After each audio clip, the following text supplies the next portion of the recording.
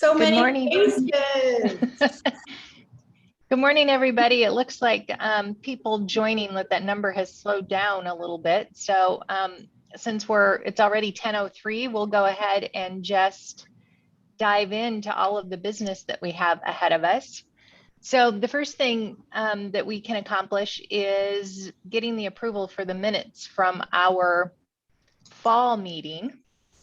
And I think Ellie just sent all of those out again to everybody. So if there are no questions on those, if we could have a motion to approve, then we can maybe even stay on time. Molly, this is Andrea from AT Still University. I'd be happy to make a motion to approve. Excellent, thank you. Do we have anybody to second that? Second. Thank you very much. All right. That section of our business is done. And so Jamie, do you want to run with our new members? Sure. So I'm Jamie Bograd for the new members who don't know me. I'm your face at ACOM.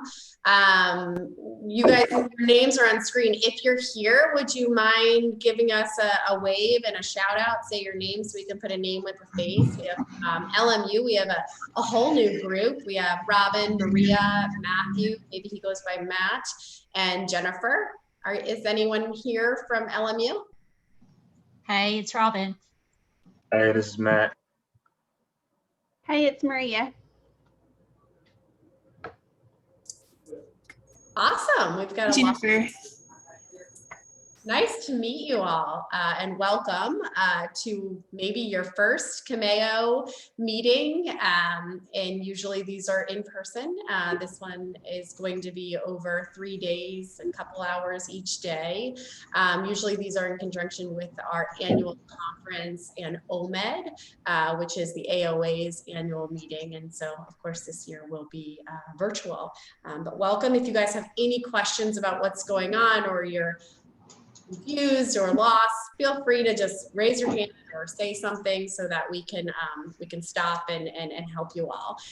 Kristen Anderson at NORDA, I know she's not going to be here today. They're actually on spring break, so she's taking a little time off. How about PCOM Georgia? Is Jody here? All right. I am here. Hi, how are you? Hey, good. And University of New England, is Christina here? She is not in the call this morning. Okay. And how about Ohio University? Is Brianna here? Or Brianna?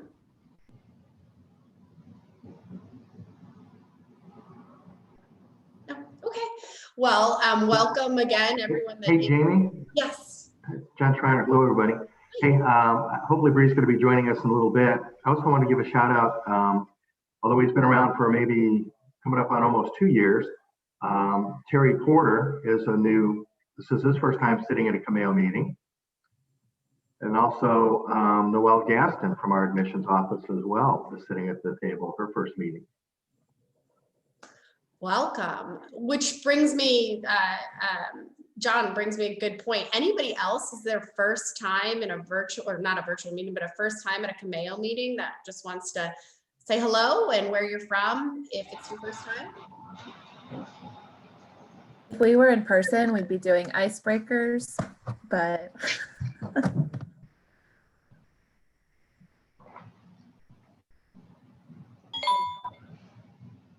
Going once, going twice? All right. Molly, I think we're going back to you. All right. And I think, sorry, I don't have my agenda pulled up right in front of me. I think that we are next going to our COMAO updates. Is that correct? Yes. So I think that's us. And Erin and Jessica and Molly, would you guys mind moving or going through the chat if there's any thing that we need to address too? yeah, just a lot of virtual icebreaker notes right now and welcoming to the group. So no questions so far. We might have to get Erin to do us an icebreaker tomorrow because it seems like you all miss those and love those. So I'm having a lot of favorite ice cream flavors coming through right now. So So When it was the elbow, there was an elbow one. yeah, some people didn't like me for that one, so maybe we shouldn't bring it back up. For those of you that are new at the table, again, I'm Jamie. Erin who's been talking. Erin is our Associate Director of Recruitment and Outreach. Jessica, you all know her. She's our Associate Director of Application Services and Digital Outreach. And we are so excited, although she's not here yet. Maggie Laughlin will be our new admissions coordinator. She actually started this morning. So we're excited to have one more member of the team. So that's us here at ACOMAS. And so we're just going to go over the ACOMAS cycle trends and updates for the application cycle thus far. If you are a recruiter, can you either raise your hand or clap for us? I know there's some of you here. Okay. We've got lots of raised hands, Jamie. Okay, perfect. I just want to say thank you because you have done a tremendous job. We know that the application cycle has gone up over 18% this cycle. And we know that that didn't happen this year. Right? I mean, yes, it happened this year, but that didn't happen as a result of someone doing something this year. It's all the hard work that you guys have been putting in to attract students to the profession. So big congratulations on that to all of our recruiters out here. Again, these numbers just show you that so far, and this was as of 3/15, we pulled this data, our application pool is about 27,775, which is about up 18% from the previous year, which was up around 5% from that previous year. And then, okay, so that, and then interestingly enough, the average applicant count stayed the same. So it's around 8.86. We did add 2 new programs this year, and that number has not gone up. You'll see that the application volume went up, but that's because our applicants went up. So again, our application count has stayed the same, about 8.86.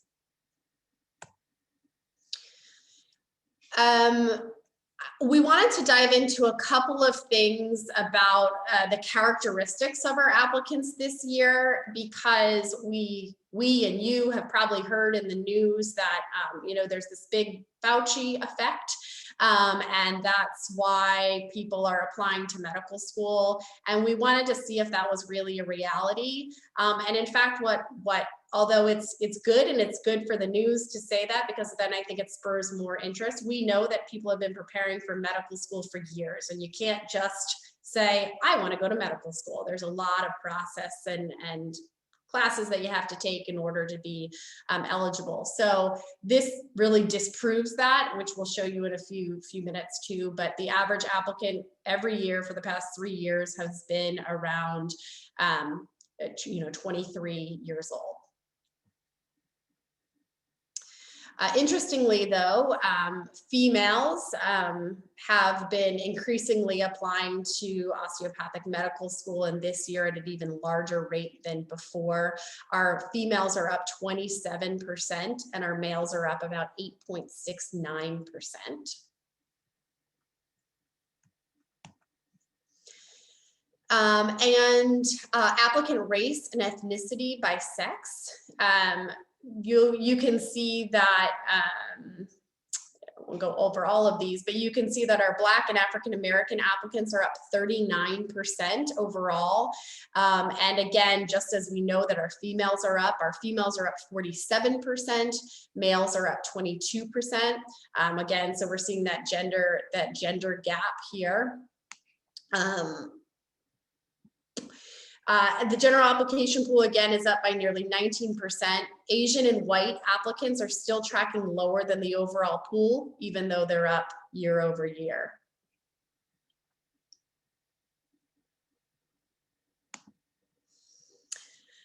This data indicates that our applicants are just as academically qualified in the current cycle as they were in previous cycles, despite seeing large increases in applicant volume. So again, one of the questions was, or that we were receiving was, are your applicants as qualified just because you have more of them, or are they not as well prepared to apply to medical school this year? And of course, these numbers are showing you that they're just as qualified. And I know anecdotally, I've heard from you all that your acceptance rates are higher, meaning you're accepting students higher with higher academic criteria than you were the previous year. So you're noting that you have several applicants, or many of your applicants are performing better on MCATs and their GPAs this cycle than the previous cycle. We see the same thing with MCATs, although we see one number lower. The average is about 500 right now. The average applicant is a 499 as of 3/15. Jessica, I'm gonna forget, but the last time we updated these numbers, we looked in December, and in December that 2020, 2021 cycle showed 501, I believe. So from December to now, or December to March, it actually went down 2 points. So perhaps what we're seeing is that those later applicants are not as academically qualified. And we can break this down for you guys even further if you wish, but we can see at a point in time in year, you know, when are the most academically qualified people applying. So it's very interesting to note that. Another thing that I failed to mention is when we look back at race and ethnicity, we did the same thing in December. We looked at all of the information in December, and our white males were actually down 1% at that time from the previous cycle. So let me go back to that slide real fast. Now our white males are up 4%. So it's interesting that in December they were down 1% and now they're up 4%. Jamie, if I could interrupt you, it was asked in the chat whether this would be shared later, and yes, we will share this PowerPoint as a PDF later. And then I just got a question from Steve Davis. Hi, Steve. How many of those didn't have an MCAT score? Do we know that right off? How many of our total applicants don't have an MCAT score, or how many at a certain time of year?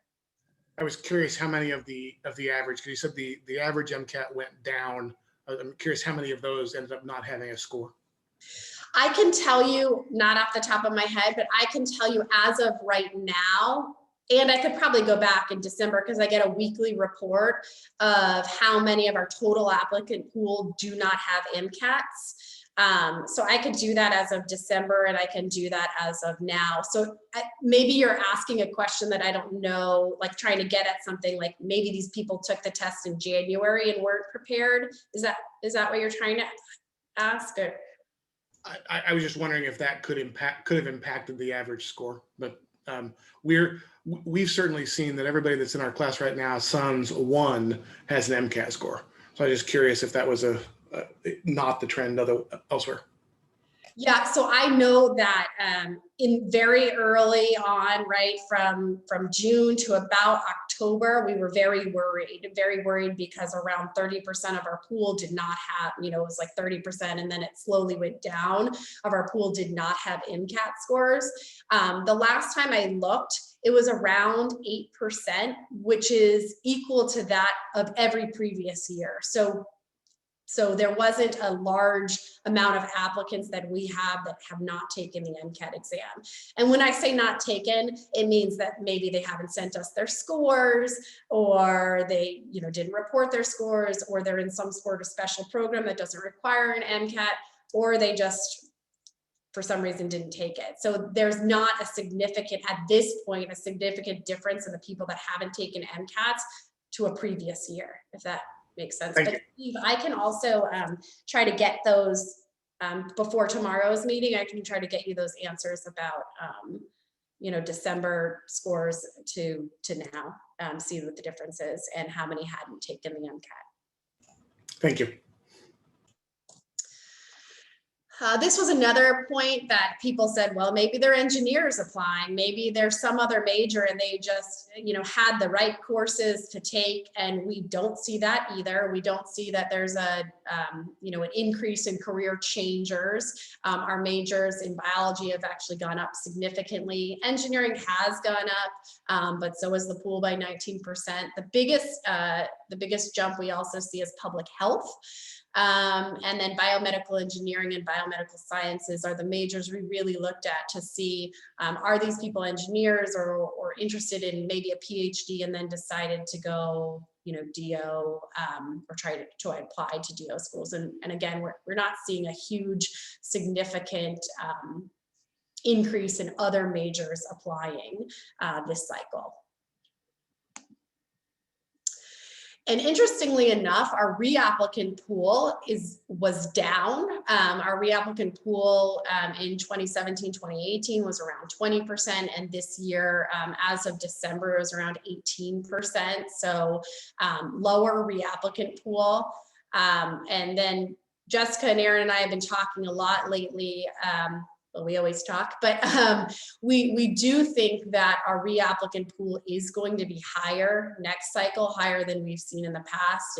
And I'm sure you guys would guess that too, because we have a lot of qualified applicants that just will not find a seat this year. Just another interesting point to note is that 25% of the AMC pool were reapplicants as of December. They let us know that. So their reapplicant pool is a little bit higher than ours. I also want to remind you that we did just release the ACOM Board of Dean joint letter to applicants. We're going to talk about this a little bit later when we talk about COVID responses, so I'm not going to go through this in its entirety right now. I did send this to you guys quite a few times, but we made a lot of changes to the language because the deans thought that we were being too stringent, meaning ACOM was being too stringent in requiring or words that were very exact and not flexible. And so it's a lot softer than we originally had and a lot softer than the language we put out last year. But we did put out this language to our applicants yesterday. Aaron, when did we send this out to applicants? Yep, it was released on April 5th. And it actually hasn't been sent to the applicants yet, but it has been sent to pre-health advisors and will be sent to applicants. Perfect. And just a reminder, the goal of the guidance was to encourage unified requirements at all of our institutions so that applicants don't really have to pick and choose between schools based on whether or not they could meet a requirement at one school and not at the other through no fault of their own. To continue to advocate that we truly live by that holistic philosophy, and then to demonstrate to students that we understand and we're willing to be flexible. So that was really the approach behind the letter that last year, which went over very well to both pre-medical students and pre-health advisors. And this year, it's just a lot softer in the language. As a reminder, all of your individual level requirements that you've indicated are going to be available in the Choose DO Explorer. So if you've said your requirement is an MD letter or a DO letter or a DO letter or no letter, or you're going to accept pass-fail or you're not going to accept pass-fail, that's all available in the Choose DO Explorer the way you've indicated on the survey.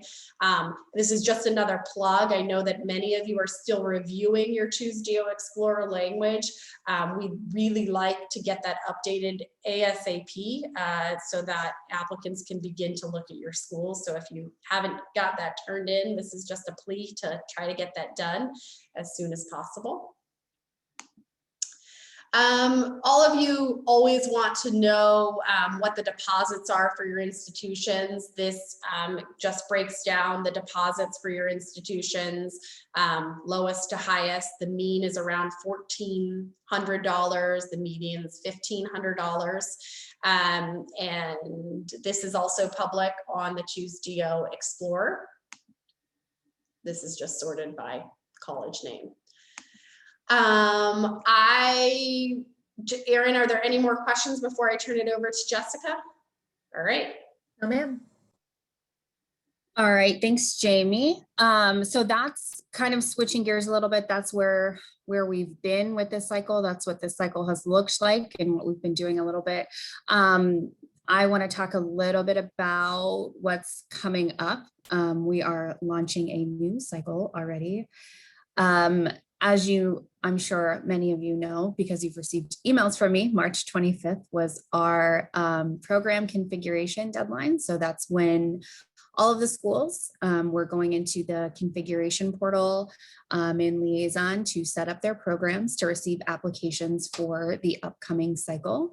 Right now we have about 38 out of the 42 programs that are in the review status, which means that they're ready for the ACOM team and the Liaison team to go through them and make sure that they're ready for launch. If we have any concerns between now and probably the next 2 weeks, we'll be reaching out to you. There needs to be, on the off chance that there is an edit that we, or an error or something that we want to make note of or check with you guys first. And then also, if you haven't submitted for review, I think 4 outstanding programs. We'll be working with you as well to make sure that those are into us and ready to launch. If they don't get submitted for review, then we can't launch. So it's kind of, that's a key date for us.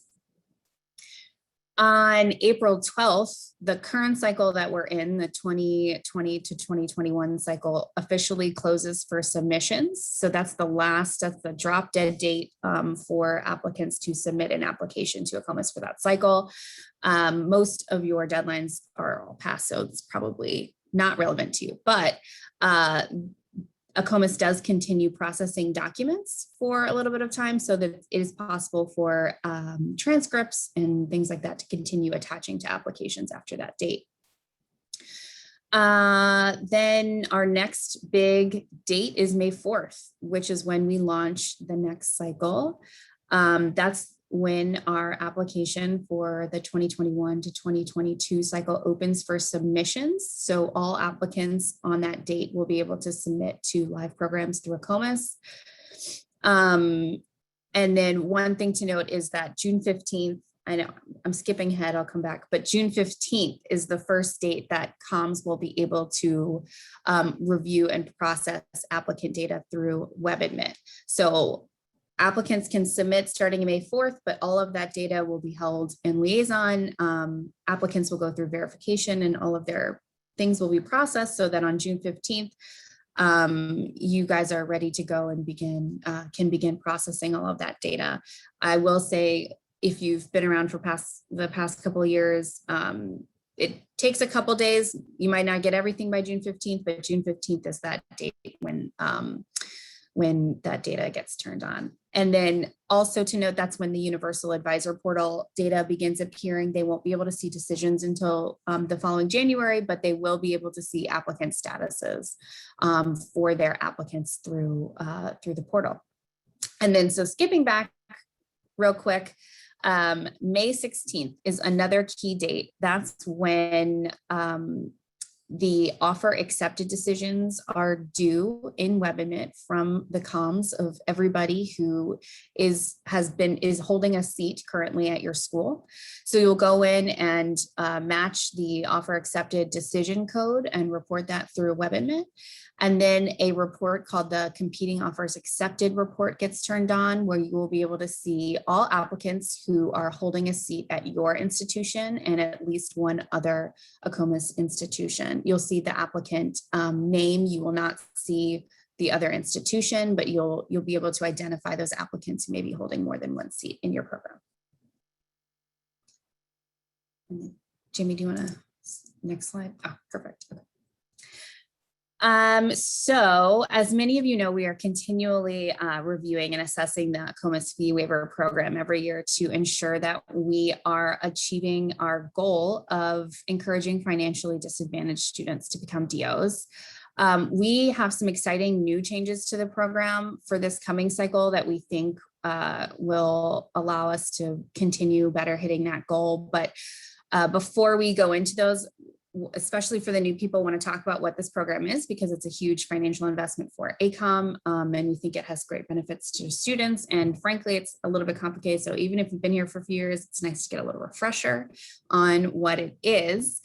So the purpose of the program is to encourage students to become DOs, those who are financially disadvantaged. We currently do that by waiving the primary ACOMAS application fee. So waiving the application fee for the first application for students who meet 200% of the federal poverty guidelines. Eligible students will then pay for, if they want to apply to additional programs more than that first program that the fee has been waived for, they'll pay for each additional program, which I think for this cycle was $47. About 8% of the entire applicant pool participates in the ACOMAS fee waiver program. And about 33% of everybody that participates in the program matriculates. So we know that the impact of this program is pretty significant or far-reaching in terms of just covering a large number of students who eventually become our matriculants. We, as you can see on the chart on the left, have been increasing the approved funds, so our budget for this program significantly, because we knew we were not meeting the needs of our students before. There was a lot of students who were eligible for the program and we kept running out of funds. We again did that this year. So each year we've tried to ratchet up the budget to make sure that we're approving, that we're meeting the needs of our applicant pool. And as you can see, this year we distributed about $421,000 in funding, which covered over 2,100 applicants. And that's the highest number of applicants we've ever reached. So good on us. We still ran out in October. So was not, we didn't cover everybody.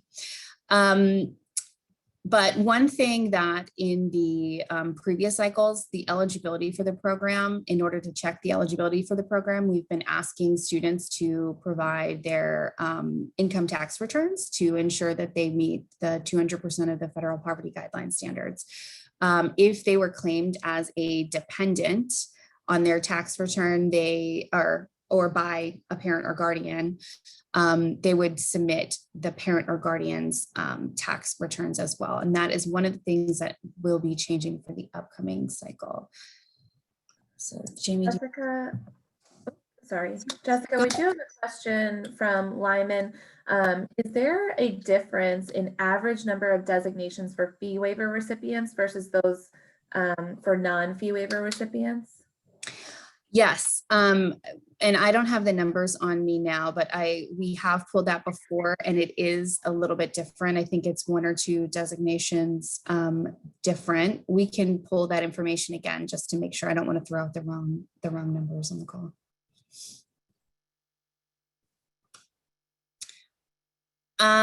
So starting this year, there are a few changes to the program. We last year did a pretty thorough deep dive into what the fee waiver, the characteristics of our fee waiver pool applicants looked like. And we noticed that there was a difference between the applicants who were applying or who were claimed as dependents versus independents on their parent or guardian's tax returns. And those who were filing independently seemed to not necessarily fit the socioeconomic characteristics that we were looking at. So on the HRSA questions that we have that try to gauge socioeconomic background in the ACOMAS application, they weren't necessarily identifying as financially disadvantaged or socioeconomically disadvantaged. So we are trying to streamline the program to make sure that we're better targeting those students. And this year we're going to require parent tax forms for independent applicants as well as dependent applicants. So we're no longer going to distinguish between independent and dependent status for the upcoming application cycle. All applicants will have to provide this tax documentation, and that'll allow us to have a more holistic look at the applicant's financial background in order to make a better assessment of whether they're really in need of this funding or not. Ideally, we would have infinite funds, but we don't, and I think we are trying to make the best use and target the applicants that are most in need with this change. There will be exceptions, of course, for applicants who are unable to provide this documentation if their parents are deceased or incarcerated, if they were legally emancipated from their parent or guardian. And then there's another extenuating circumstance.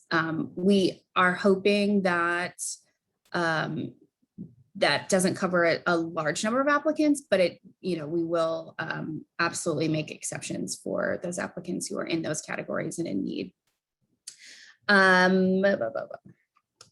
Sorry, let me just read through my notes real quick.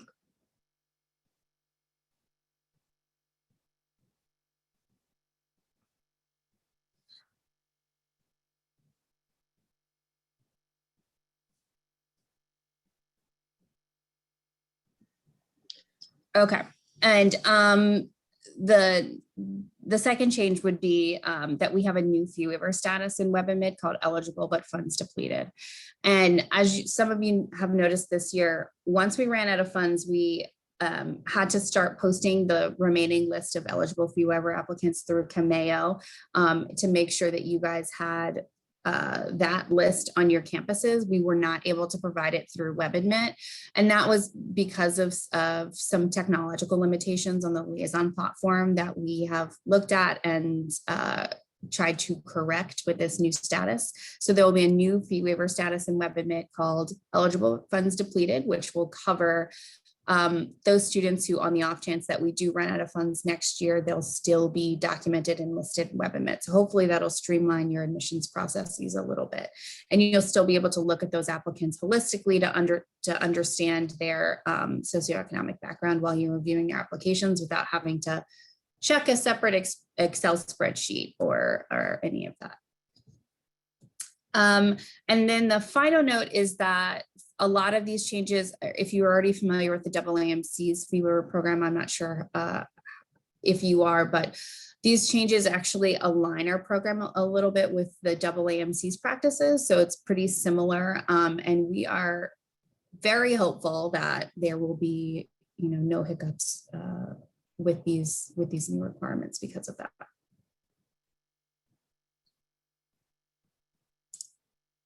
And then, yes.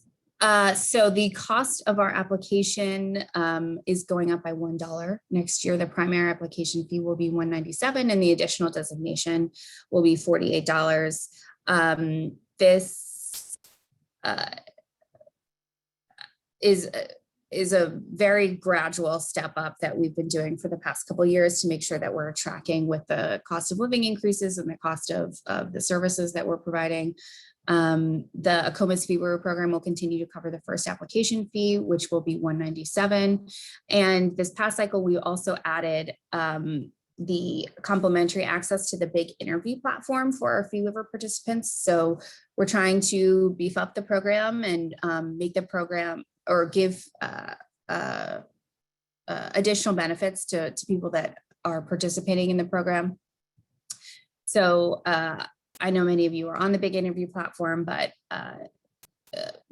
what you can expect to gain by using the big interview training system, students will be able to anticipate, questions that they have through virtual interviews, hands-on work fixing body language or constant ums. I'm sure I'm making plenty of those errors right now that our students will be able to fix using that platform. So hopefully that'll increase the benefit of participating in the program to our students. And then next slide. And then Jessica, sorry, two things. One is just that for everyone on the call, if your website does state how much it costs to apply to a COMAOs, just note that this is, like Jessica said, a gradual increase. So you may need to speak with your marketing teams to ensure that your websites are updated with the new fees for the upcoming cycle. And then a great question from Katie Ruger is, how do these fees compare to the AAMC equivalents?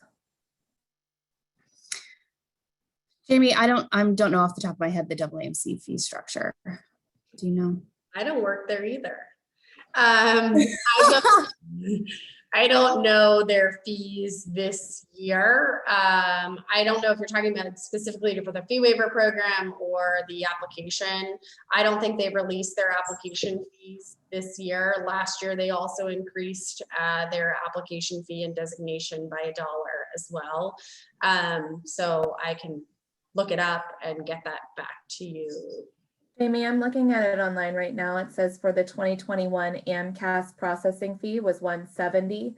And that includes one medical school designation, and an additional medical school designation would have been $41 each. Thanks, Erin.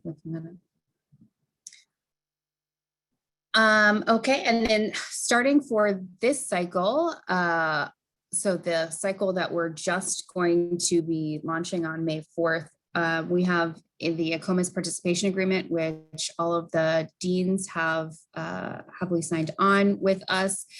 The purpose of this is to kind of formalize the agreement that ACOMAS has with our member schools about the services that we provide through ACOMAS. We haven't had this before, and hopefully there'll be a lot of benefits for everybody for us rolling this out for the new cycle.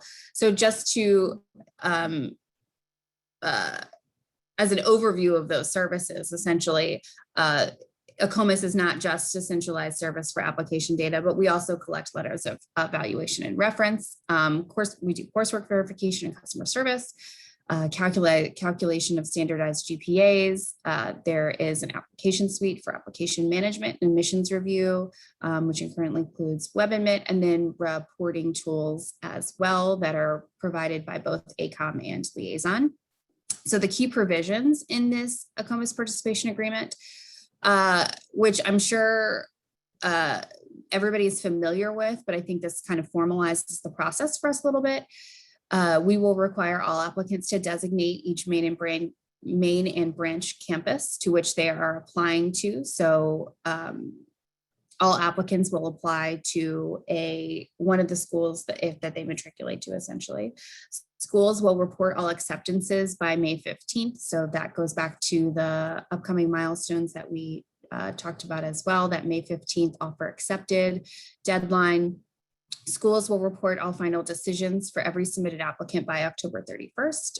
We've made a huge headway in that process over the past few years, and have gotten a lot of schools to report that data back to us in a timely manner so that we can use it for producing reports to you guys about what the applicant pool looks like, and communicate with accepted students. There's a ton of benefits for, I think, everybody involved for that, that provision. It also provides confidentiality agreements to applicant data. So it's very clear between us about what the schools are allowed to do with the data versus ACOMAS, and then request that you guys provide turnover information for access rights. So if somebody leaves their institution, making sure that person departing no longer has access to WebAdmit, and to make sure that the data that we have is secure and protected.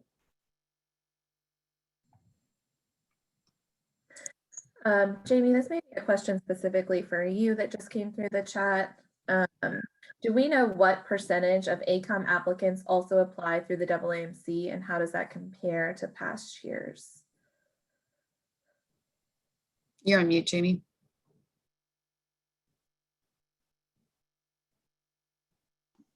Yeah, I know that we probably have to say that 100 times during Zoom meetings.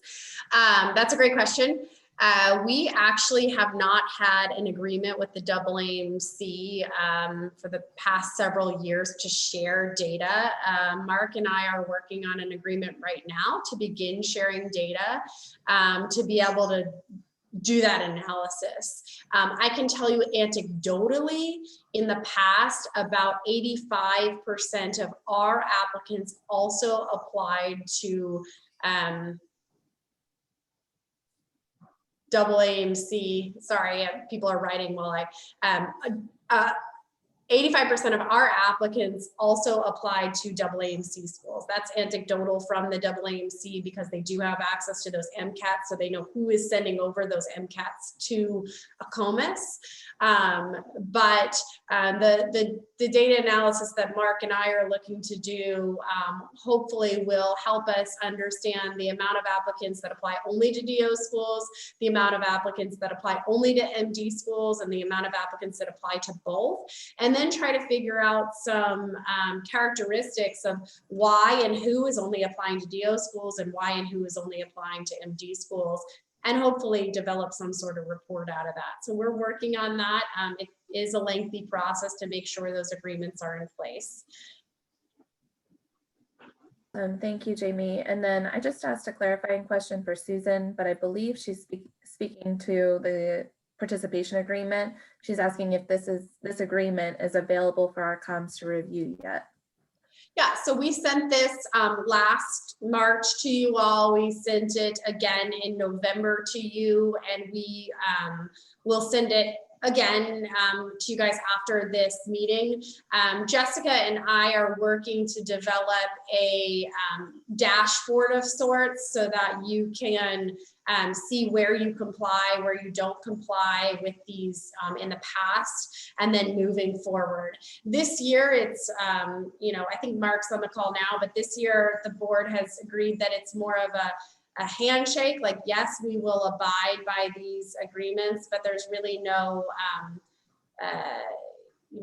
there's no bite behind it, meaning we're hoping that you guys can get on board and understand and walk through the process, and we'll remind you about it.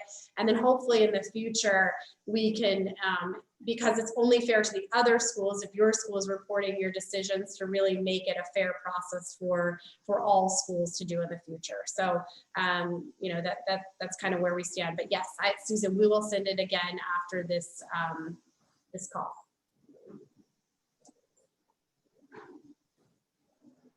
Awesome. And I think that's all the questions for now. Jessica, if you want to continue.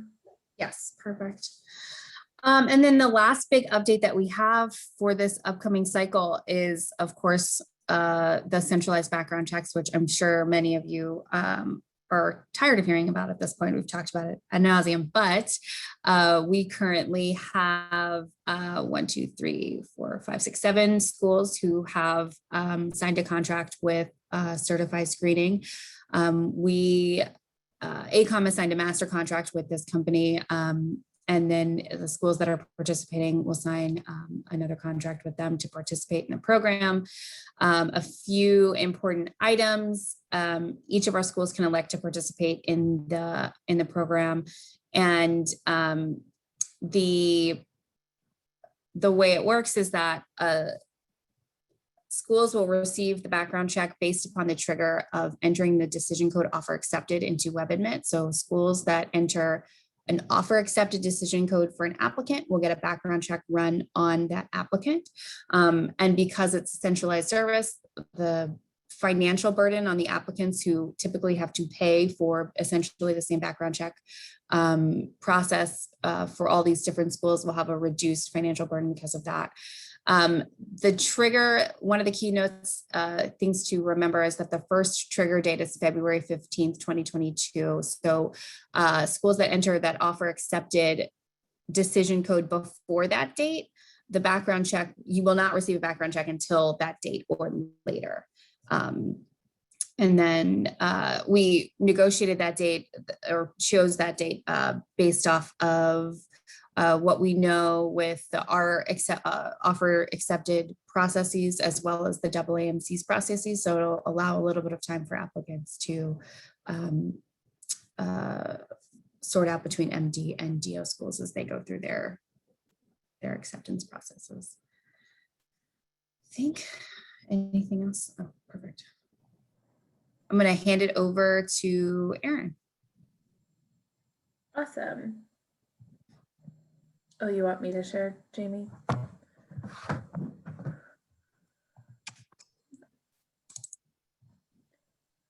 Sorry, guys, let me get set up then.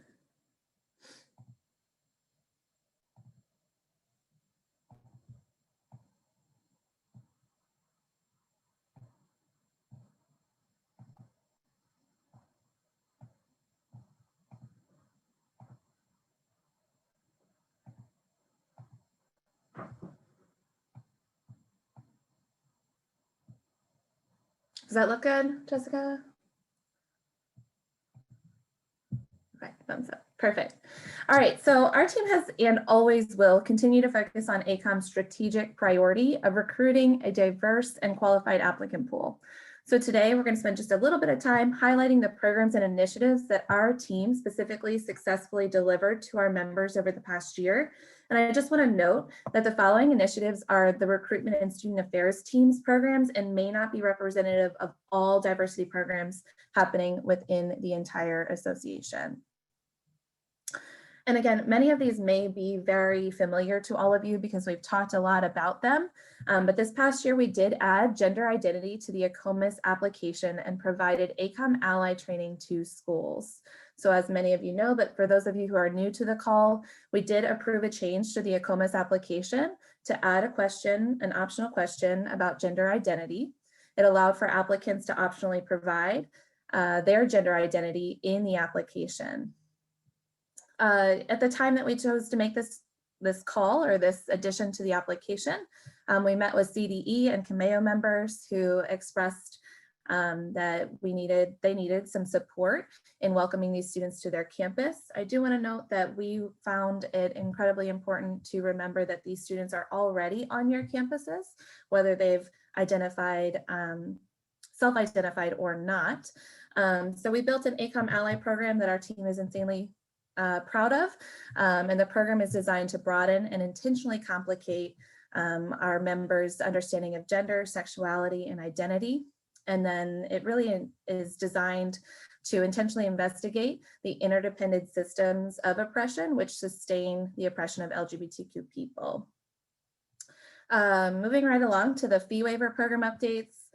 Jessica has already kindly covered those, so I'm not going to spend any kind of time covering those again, but we do believe that the way it's been redesigned will encourage our financially disadvantaged students to become DOs and in so increase diversity. Many of you know that we were able to bring our first ever diversity in osteopathic medicine virtual event to you and our students in September of 2020. And that was in partnership with the amazing team at Tour for Diversity in Medicine. We do intend to do a second annual event sometime this fall. I am currently working with the team at Tour for Diversity to identify a amicable date for them as they were an integral role in bringing that programming to our future students.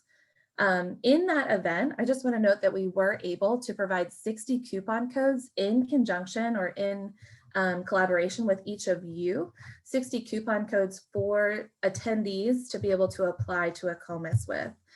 So that basically kind of was a fee waiver for them. We had more than 3,000 students register for that event, and more than 935 attended that event. And those were the only that 935 is only the ones we could track in Career Eco, but we know that more than 3,000 viewed the live event and live recording in YouTube.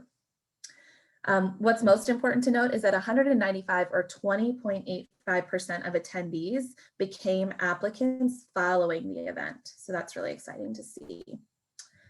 We did develop a MedEc or pre-med strategies partnership, which is ongoing and will be for the foreseeable future, which includes ongoing workshops, funded advertisements within that app. It's really exciting because the app is developed by Dr. Renee Volney-Darko, who you may already be familiar with, but it's basically an app that provides support and advisement to students who are underrepresented in medicine. And Dr. Darko and her husband are both DOs, so it's been just an absolute pleasure to work with them. We are a sponsor for the app, and we're featured in their events, MCAT workshops, and so much more. I also know that 3 of our schools are also currently using the app, so that's really exciting. Black Men in White Coats, ACOM partnered with and will continue to partner with the team at Black Men in White Coats, which is a documentary.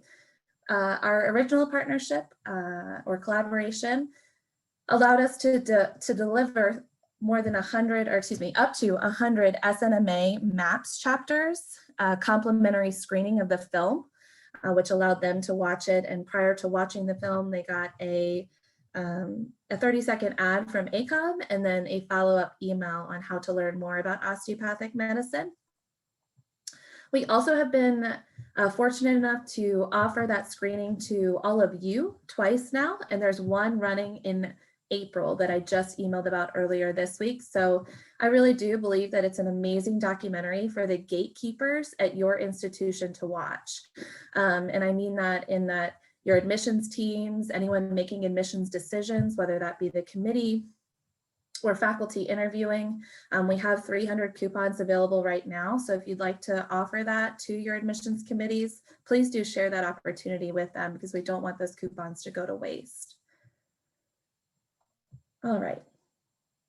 We will continue attendance and sponsorship at tons of minority related recruitment events that include but are not limited to AdvoCams, the AAMC Minority Recruitment Fair, HOSA events, LMSA, SNMA, AMEC, and more. Our team also participated in the National Diversity Summit hosted by Mayo Clinic and the AAMC. I'm going to go over what doctors and what they do, what that program is a little bit later. So I'm just going to glaze over that point. And I think that about covers it. We did also host an unconscious bias webinar for association staff and our comms. Okay, you all know that we are continuously updating the resources available to you and our future students on ChooseDO. We've added many new ChooseDO videos over the last year, including one that we released just last week celebrating our students' continued success in the match. Given that I remember being the director of admissions at one of our schools was one of the top questions, if I become a DO, will I match? And we know that the answer is yes. So we wanted to just create a video that really celebrates our students, but also is an opportunity or a resource for you to share with advisors and pre-med students to show, yes, you can and will match. And the video right now does have 2020 match data in it. And as soon as we have the final placement rates later this summer, we will update that video and keep it up to date. There are also more than 8 new ChooseDO blog posts for you to share with students. And last but not least, you know we've got our lineup of events for the entire 2021 recruitment cycle. So we have more than 2,700 students registered for next week's event on April 13th. And we also know that the majority of our students tend to register last minute. So we expect to see a good spike in that number of attendees for Tuesday's event. I do want to remind you that all of our recruitment information gets sent to you monthly in terms of everything that we've got going on for you and updates via the admissions and recruitment roundup. So do please be sure to continue to read over that and let us know if you have questions along the way. All right, before I share the information that I'm about to kind of glaze over, to be really honest, I want to preface this by what we've already said, and that is that we're going to share all of this via PDF. So if you're looking at the data on the next screens and you're like, whoa, whoa, whoa, whoa, slow down, I promise we're going to share this in a PDF file and you can review it. So I'm just going to own the fact that I may be speeding through this because I know that it really excites me, but it may not be nearly as exciting for all of you to see. But if it is, you can review it a little bit later. So as you know, we do run a number of email marketing campaigns on the back end as we recruit students. We have more than over 200,000 contacts that we are in contact with basically every day because they run on their own on the back end. And we are always updating and adding to this. I know that we have some new people on the call. So for you, I'll spend just a little bit of time going over who are we talking to every day. What you're seeing on screen are the 4, on the left-hand side, the 4 buckets, I call them buckets of humans. And these are the people that we are nurturing to choose osteopathic medicine. So you've got our prospects. Who are our prospects? Those are the people that basically take an MCAT exam. As soon as they take an MCAT exam, we get their information and we're going to start to educate them on what osteopathic medicine is. Our inquiries, he's raising his hand, are the people who have raised their hands, meaning they've already inquired in some way about osteopathic medicine, but maybe just need a little bit more of a nudge to open an application. Our in-progress applicants is a little bit self-explanatory. It's anyone who opens an application. So if any of you open an application today, which you totally can do, you'll begin to get our in-progress nurture campaigns emailed to you. And then our applicants are those who have submitted an application. So once they hit submit, we're still going to nurture them as more of a retention tool and to ensure they've completed everything they need to do on their end and are preparing for their medical school interviews. What I do want to highlight especially is on the right-hand side, you're seeing 2 new buckets of humans that weren't on our slides last year. So I'm excited to share with you that we are beginning to nurture some new humans. We've got our accepted students, which we started when we did our accepted students event in November. And that basically means that every time one of you goes into WebAdmit or has your API speak to WebAdmit, that you've accepted someone. So if they're offer accepted or offer made, they're going to get an email, or they will, saying, congratulations on your acceptance. We are so excited to have you in the osteopathic medical community and are excited for your journey. And here are some things that you may want to know. So that's really exciting that we're starting to do that as again, a retention tool. And then I want you to know we've always talked to our advisors. I promise you, but now we're doing it in our EMP program, which is it's our CRM, and it looks a lot more professional. It keeps them on a schedule of getting regular information from us without us having to really do anything on the back end. So that's really exciting. I just wanted to add that we are talking to 2 new groups. Okay. This is the part I'm really going to glean over. I promise I won't spend a ton of time. What you're seeing on screen are the data points from our email marketing campaigns over the past year to date. What I want to note here is that our email content has more than doubled. It's up like 181%, meaning that we are sending students a lot more information than we were last year. Those unique opens, or the light blue, generally speaking, the average email open rate for any industry is about 17.92%. Obviously, that varies from industry to industry. Every industry is going to have a different average, but our inquiries, we're currently hitting an average open rate of about 31.57%. And I want to note that that's a 5.57 increase from the previous cycle. And again, on our prospects, we're averaging right at 32.22% open rates, which is a 6.64% increase from the previous cycle. We'll continue to watch these benchmarks over the years, and that's how we are constantly improving what we're talking about and how we're sending that to our students. Again, in progress and applicants, these are our highly engaged consumers. We know that they've already opened an application or applied. So you'll see that our open rates here average at 46.84 for our in-progress applicants and 54% for those submitted. Those numbers are obviously going to be higher because they want to know more and they want to know what we have to say because they've already applied. If there's anything I've learned over the past year, it's that we have to celebrate the good. And with that, I'm super excited to have the opportunity to share with you a new program and a ton of good that's come out of our department and that we've worked really hard on over the year and are excited to share with you about.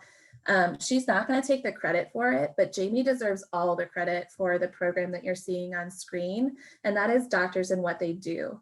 So what exactly is Doctors and What They Do? Doctors and What They Do is a new, completely complimentary or free summer program that we've designed to help, 3rd to 6th graders learn about health, wellness, and obviously the osteopathic medical profession. The 3rd to 6th graders participating in our free summer program will complete a 2-week curriculum that we've designed with educational consultants who are amazing. Their names are Katie and Rachel, and they've designed it to be with the Common Core state standards so that it can be later developed for in-person learning, but it's going to be completely virtual for the first inaugural program that's taking off this summer. The site for the program is live, so if you want to learn more information, I've left the URL on screen, but you can Google ACOM Doctors and What They Do and it will pop right up. Is there anything I'm missing on that program? I know I'm short on time, so I'm trying to rush, but I just want to make sure that you guys know that our medical students, I guess I should note who's going to teach the program. Our medical students are teaching this program live. So we have students from a lot of your schools that will be teaching it. And the benefits for our medical students is that they're earning their touch community service hours. And it's obviously just a rewarding opportunity to teach the future healthcare professionals about medicine, and more specifically osteopathic medicine.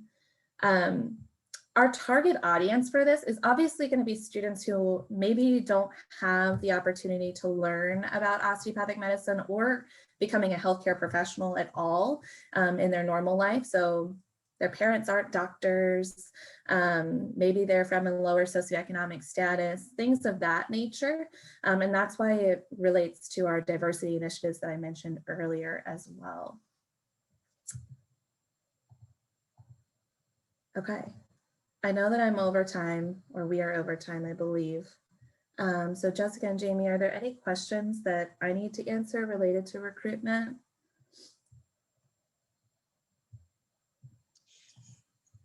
There aren't, but I know Mark wants to go next, and there are some questions in the chat, so I'm gonna table those questions in the chat and let Mark talk about an exciting new initiative that some of you are already working on, the HEART project, and he's also going to go over some match results, and then we'll answer questions during the chat. And Mark says he's going to speed us back up to get on time, but I hope he doesn't. I hope we take this time and we learn a little bit more about this project and engage with his discussions. So I'll just keep talking while Mark brings up his slides.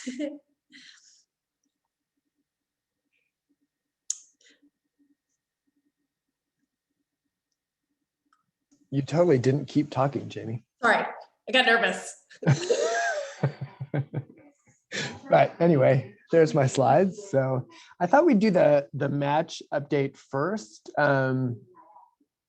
just to give you an idea of what our schedule is for providing match numbers to our comms, including to all of you. As you know, the match was the week of March 15th this year.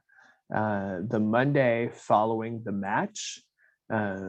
So on Monday, students find out whether or not they matched. The SOAP, the Supplemental Offer and Acceptance Programs for students who don't match, then continued Tuesday, Wednesday, and Thursday. Tuesday for programs only. Wednesday and Thursday, students would find out whether or not they got a position in the SOAP. And then everyone found out where they matched on Friday. The following Monday, we sent a survey out to our comms. And so the numbers that I'm going to show you a little bit later are based on the 20 colleges that have already responded to our survey.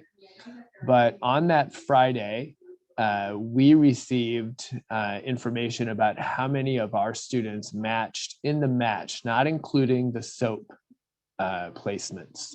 All right, so the numbers that you see there, 6,327, are the number of students who matched in the NRMP match. We had 7,101 participants in the NRMP match this year from all of our osteopathic schools, about 500 more than last year. And that's about 2.5 average class sizes. So it was 2 new schools plus some class size increases had their first graduating classes this past year. That's sort of an average increase for us. I see that we're getting some questions in the chat. Will someone moderate those questions for me, and I'll make sure there's time at the end to answer those questions. Thanks. Yep, you're good to go. Thank you. So, the proportion of students that matched on the Monday of the NRMP match this year was very similar to last year. We were down about 0.9% from last year. The MD students were, we were down about 1.6% from last year. The MD students were down about 0.9% from last year. So everybody was a little bit down this year, including the international students as well. The MD students, this is about the third year of having a decreased match rate. this is our first year of having a decreased match rate after about 5 years of increasing match rates.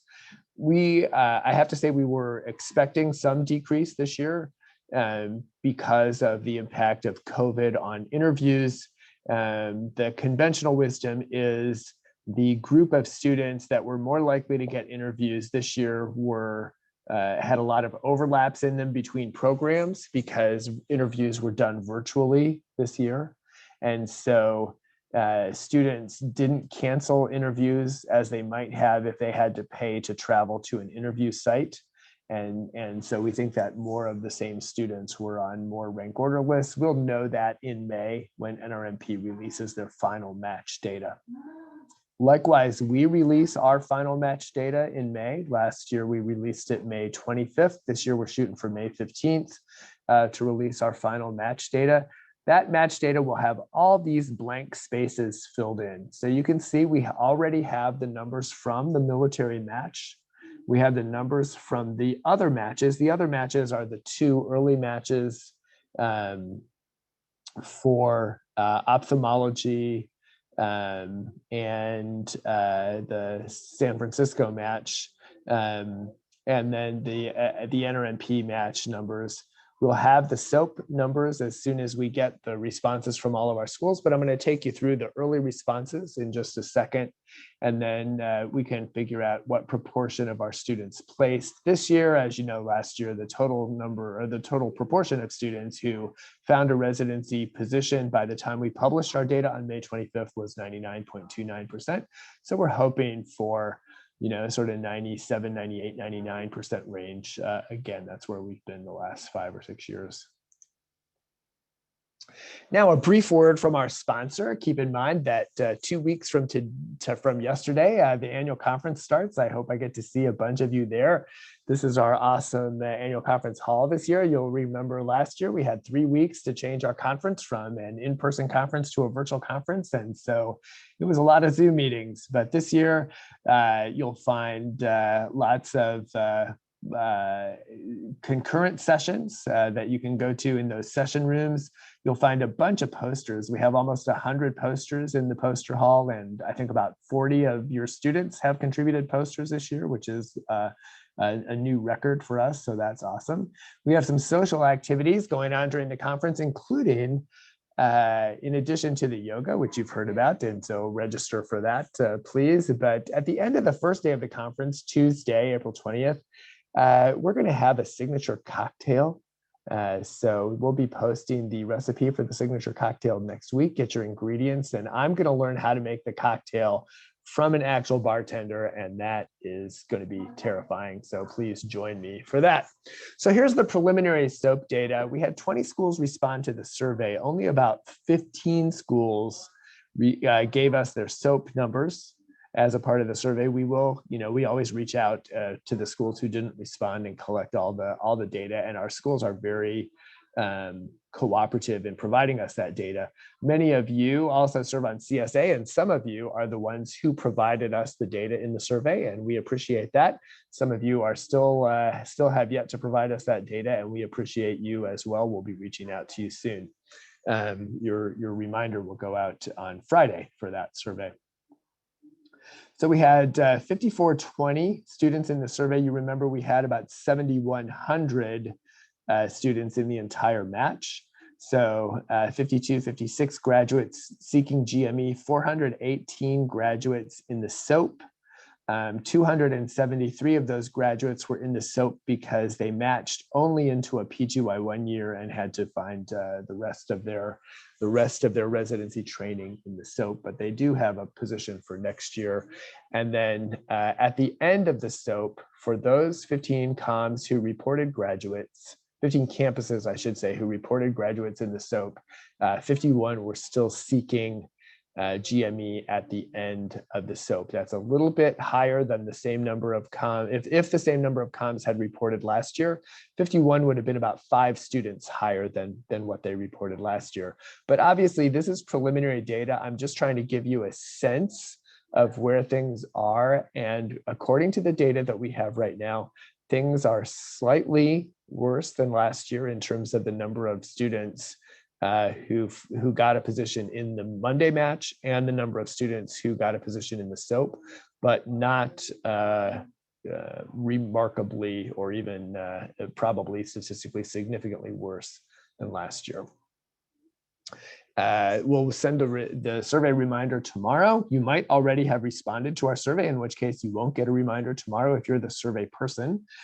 We get the name of the survey person from the dean. If you think you're the survey person and you don't get a reminder tomorrow, please send me an email and or send Jamie an email and she'll redirect it to me so that we can make sure who's filling out that survey from your campus. And especially, we know that it's a pain for you to give us this data, so thanks for participating. You can see how important the data is both to us as a profession, but also to recruiting new students. We want to have a good match, so it helps us recruit new students. So I don't know what the questions, if we have any questions from the Q&A. But if we do, I'm happy to chat about them now, else we can move on to the HARP presentation. Mark, I'm not seeing any questions specifically for you. I did just drop your email and Jamie's email in case there's a person that needs to get in touch with you. But if anyone does have a question, they can feel free to unmute themselves and ask Mark live. Thanks, Erin. By the way, if you attend the annual conference, Erin is one of our moderators at the annual conference as well. So this is how we test her out with recalcitrant speakers, by being the moderator for me.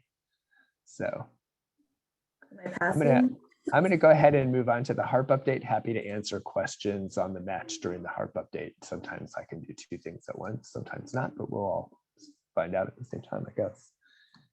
All right. So this is obviously a program that I'm very excited about, the Holistic Applications Review Program. I think we've chatted about this once before, and so we have a little bit of an update for you. But before we get into the specific update of the program, I think it's been helpful both for us as an organization, for ACOM as an organization, as well as for the folks that we talk about this program with, to look at sort of what's happening with artificial intelligence in the world, or at least in the world of selecting people for things. So it's normally been used in human resources. That's one of the main areas that AI has made inroads into corporate America. The other area where AI has made inroads into corporate America is an area where you deal with all the time, and that's recommender engines, right? So if you shop on Amazon or other places that recommend products to you, that's artificial intelligence at work, trying to figure out who's like you and who's different from you, and what that means for your behavior, for your habits.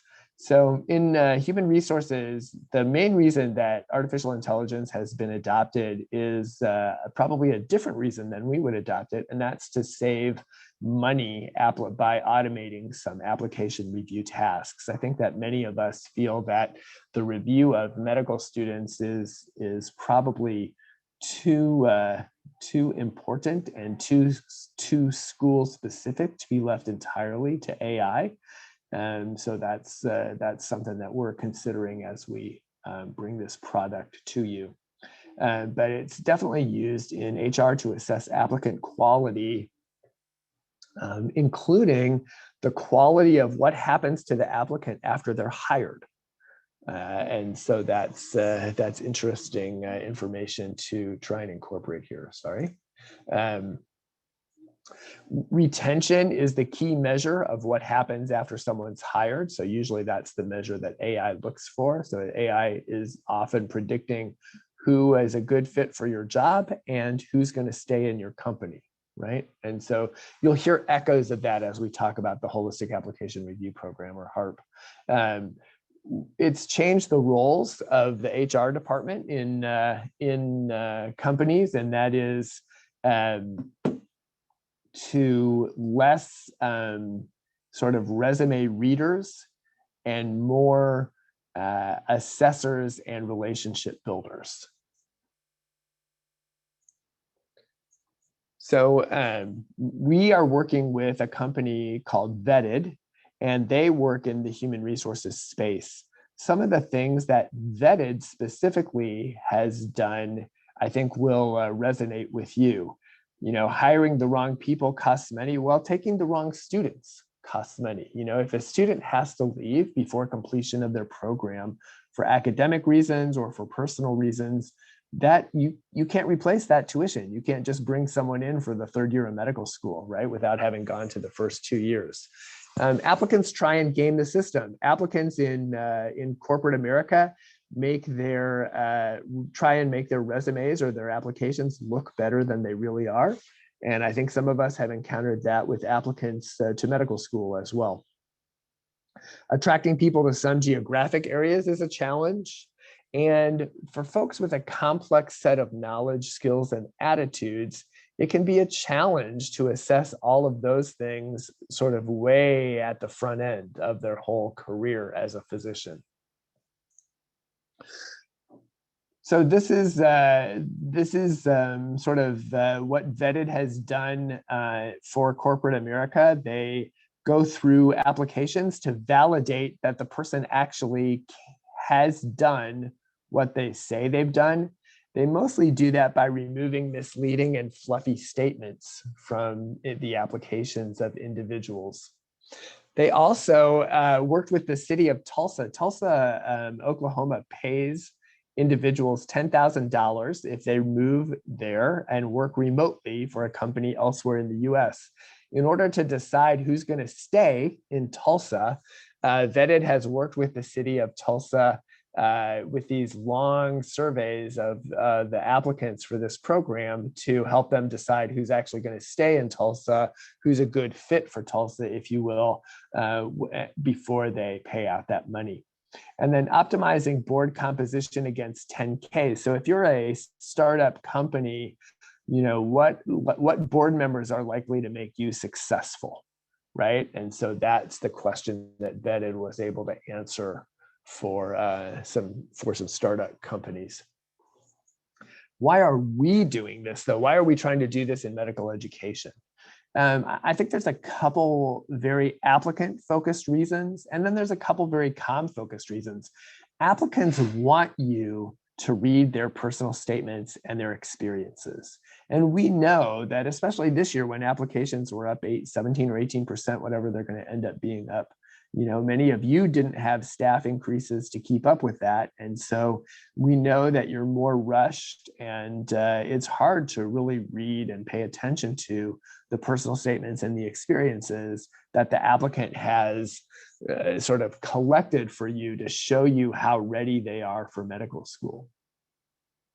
We know that comms who do have a holistic review process are concerned about the consistency of that process application to application. So what's their inter-rater reliability? You know, how likely is it that an individual human is going to make the same decision on an application that another human might make? And so that's one advantage of applying artificial intelligence that we know of in situations that our comms actually face. The other situation that comms sometimes face is, how do we know we're not overlooking great applicants who would excel at our school because they have a GPA or an MCAT score that's 1 or 2 points below our target range, right? We know from research that's been done in MD schools by the AAMC that was just published this past March in Academic Medicine, that individuals in the middle third of MCAT scores have very similar success results to individuals in the top third of MCAT scores. So the middle third of MCAT scores is 495 to 504. And many of our cutoffs fall in that range, right? So if your cutoff is a 500, you know, will taking a 499 really change that person's trajectory in medical school? But how are you going to find the 499 person that you should take, right? Well, this is an opportunity for artificial intelligence to help you. And finally, can our application process be more resilient to changes that students experience in the environment? When the MCAT went away, you know, and we were looking for alternatives, if we had been farther along in this program, this would have been an alternative to MCATs because we can use it to predict folks who are getting an interview without the MCAT score. So just to give you a little bit of history as to where we've been with this project, in the spring of 2020, I worked with Vetted sort of on my own to give them a sample of personal statements and experiences only, right, to try and predict 3 outcomes. And the 3 outcomes were students who matriculated at an osteopathic medical school was outcome number 1. Students that had an MCAT above 500 and an undergraduate total GPA above 3.4 was outcome number 2. And students who had either an MCAT below 500 or a GPA, an undergraduate total GPA of below 3.4 was outcome number 3. And we were in the 70% correct, estimating which group a student would fall into, just from their personal statement and their experiences. So no quantitative data whatsoever. So when we brought that back to the board, the board was pretty happy with how that proved the concept. So we asked the board to volunteer some pilot schools. I was thinking we might get a half dozen volunteers. We actually got 14, which was very exciting. And we've been working with those 14 schools throughout last summer and last fall to get data from them that we could use to develop and then improve models to predict whether or not a student would get an interview. We took that data back to the board in the fall of 2020 and got board support to sort of keep moving on this. Anytime you're screwing with one of the huge programs in your organization, like recruiting students, you want to make sure that you keep the board informed. But I think that we didn't do as good a job as we should have, and certainly that's on me, of keeping COMAO informed of what we're doing. So we're spending this time now sort of going back to the beginning, working with the admissions departments in our pilot schools that participated and getting a couple new schools on board to see how we do ramping up schools.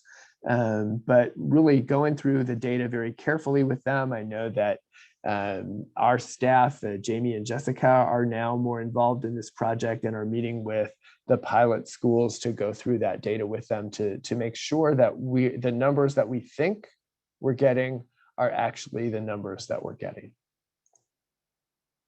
In case you wanted to know what the pilot, I don't know what that yellow highlight is doing there, but these are our pilot schools. The schools with the asterisk were schools that gave us data last fall. Some of the schools have then come on to give us additional data, including OUH-COM and Western U and Comp Northwest have given us some additional data, so that's awesome.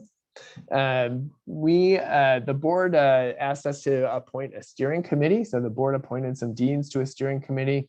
We got some other folks, including CFOs and some admissions folks, to join the steering committee as well. And so the steering committee now is sort of helping us guide the next steps. And the steering committee's particularly important next step was to both go back to the pilot schools and to other interested schools to meet with the admissions staff and see sort of what their hopes for the program were, what their concerns about the program were, and how we might get this program sort of running at a level where we all agree that this is really helping our admissions offices, or we all agree that right now it can't help our admissions offices. I will say that there are a couple other schools, just 2 that I know of, that are using artificial intelligence in their admissions process. NYU Langone School of Medicine has eliminated faculty admissions interviews using an artificial intelligence process that uses quantitative variables to predict whether or not a student would be successful in medical school. The University of Arizona is actually testing an artificial intelligence project to predict which students are going to go into what kind of field. So that's those are the two schools that I know of that are doing things with artificial intelligence in their school. If you know of other medical schools that are using artificial intelligence in their school, that's an area of interest for us. So we'd appreciate it if you'd share that information. But the AI program that we're trying to build right now is one that can help predict who's going to get an interview at your school and then who might matriculate at your school. Those are the first two goals of the program. I want to also let you know that in terms of matriculation, we've been doing a lot more work in helping you decide who's actually going to show up at your school. I know how stressful it is from my time working with Jim Walter at ASCOM, you know, on that orientation day to see who's going to show and who's not going to show and how many people you're going to have to pull off the wait list. And so trying to help you predict matriculants, we know is important. And so there are a couple new dashboards that we have in the admissions dashboard folder for you to help you see which of your accepted students or offered students have offers at other schools as well, other DO schools as well. So we've worked with Drexel, and which are the data scientists that vetted uses, and then had the data reviewed for about 6,000 applicants at the 14 schools. And so, as I said, as we complete the audit findings, we will then sort of let you know how we did, right? Once we and the admissions folks agree, you know, so the questions that the board is asking us to answer, you know, how well did the model match with the admissions office reviewer's judgment?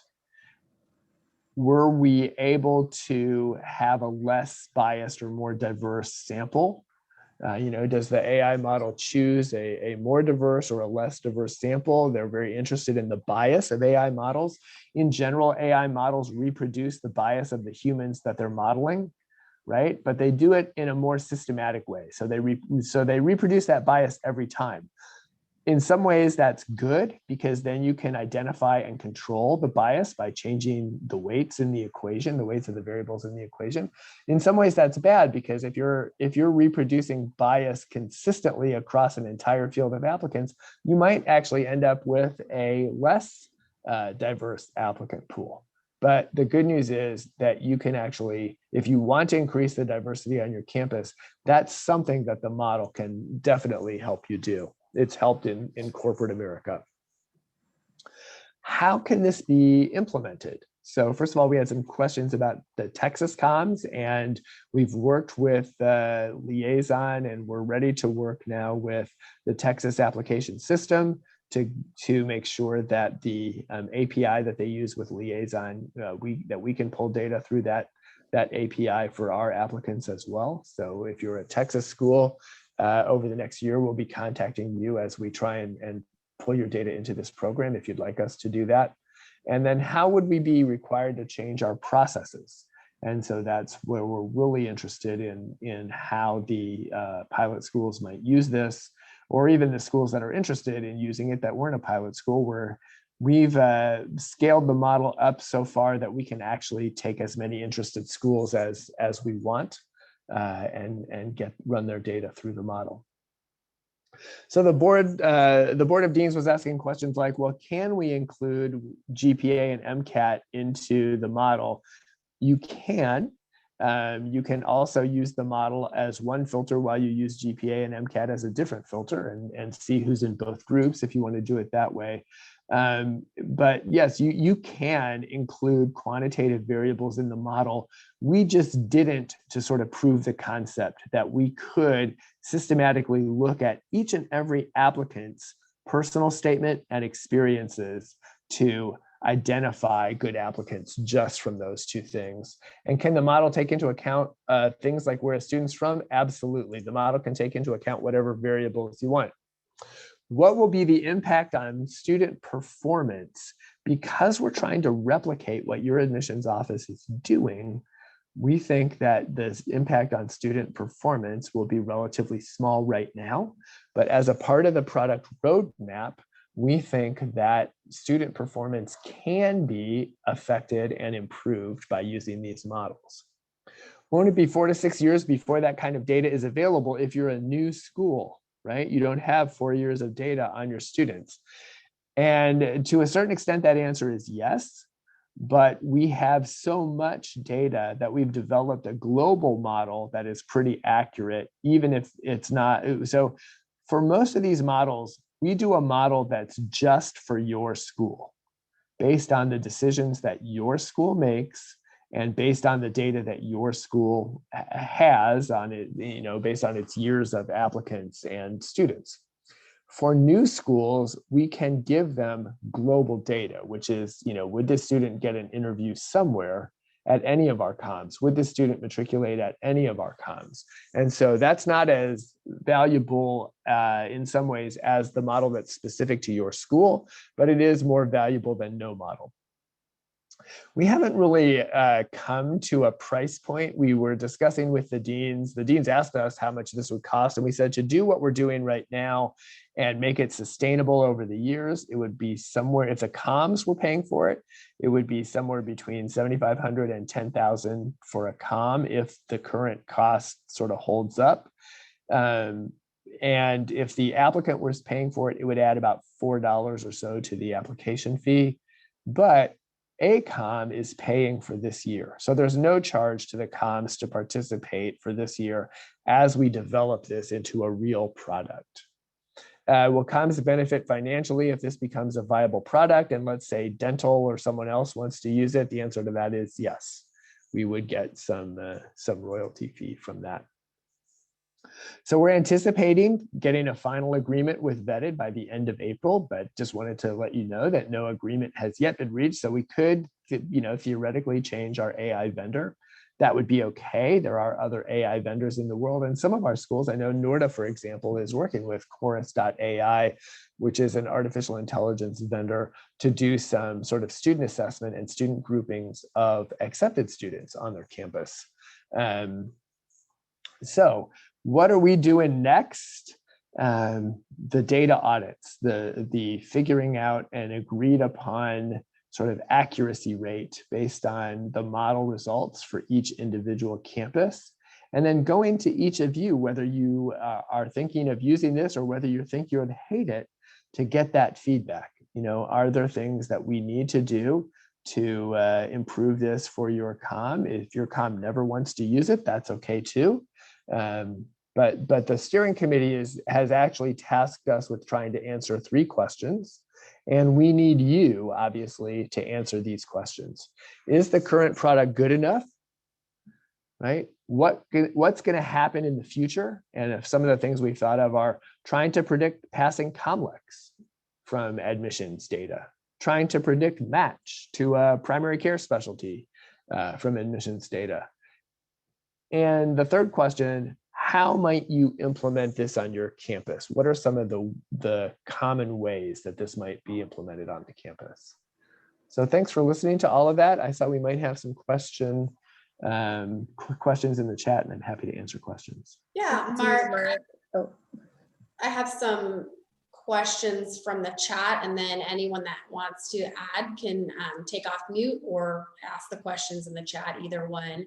And the first question really goes back to NYU's model, and they just want to clarify, did you say that the NYU had gotten rid of the interview process, or they've gotten rid of the faculty review of the applications?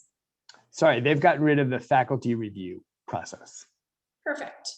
And then the next question is a 2-part question, but someone wants to know, is this, the way they said is, has the train already left the stations on the project because the deans are already involved, or is this process already happening, or are we slowing down the process, stopping the process, moving forward? Yeah, so I think that, we were, it certainly seemed in the fall like the train was leaving the station and the deans were on board and we were going to implement. But once we brought that to Jamie and Jessica and to you folks, it was clear that we hadn't done enough work on this to make it a thing that might be valuable to you. And so we're slowing down the process to make sure that we can take this coming year to work with all of you to see sort of whether this is good enough to answer those steering committee questions. Is this product good enough? What's the roadmap for the product going forward? And how, what are some good ways it can be implemented at the comms who want to use it? And then this kind of addresses, I think, what you just touched on, but if HARP does become, embedded in the application in some way, does the school get to choose whether they opt in or opt out of that HARP process for their applicants? So yes, so the way you ask that question needs me to specify the answer a little bit more. So schools will not be required to use HARP as a part of their admissions decision process. We would never take over your admissions decision process like that. We value the comm-centric nature of the admissions decision process. However, an applicant who applies to your school might also apply to other schools that use HARP, and so that applicant might be run through the AI. So that information might be available to the applicant. You're just not required for the applicant. You just wouldn't be required to use it in your process. Okay, and then another comment, and I think you addressed this in your product roadmap, but we do have 2 pre-health advisors that sit on COMAO, and one of them asked a question about letters of recommendation. Are letters of recommendation going to be in this process at any point to be screened or reviewed by the AI? Yeah, one of the concepts that we're trying to test right now is a letter of recommendation engine as a part of this review. And so we've gathered up some letters of recommendation from Liaison for a randomly selected, I should say, group of applicants.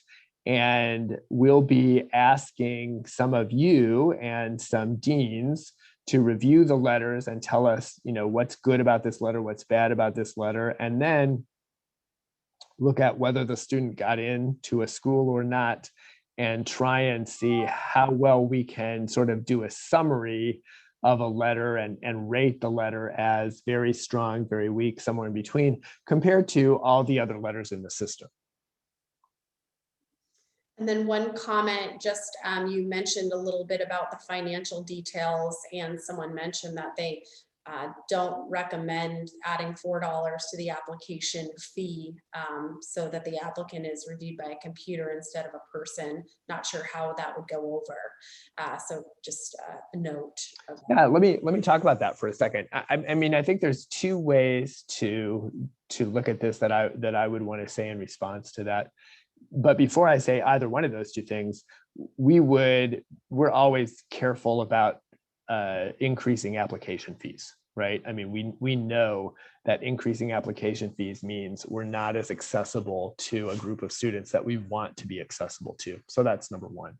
But the 2 things I'd say in response are, first of all, we don't expect this system to replace humans. We expect this system to augment your staff, right? If we could provide you a system that you trusted to help you focus on the applications that were likely to get, admitted into your school, which you already do, you just use a different filter, then we think that it would be helpful. The second thing I'd say is we think that students want someone to read and understand their personal statement and their experiences.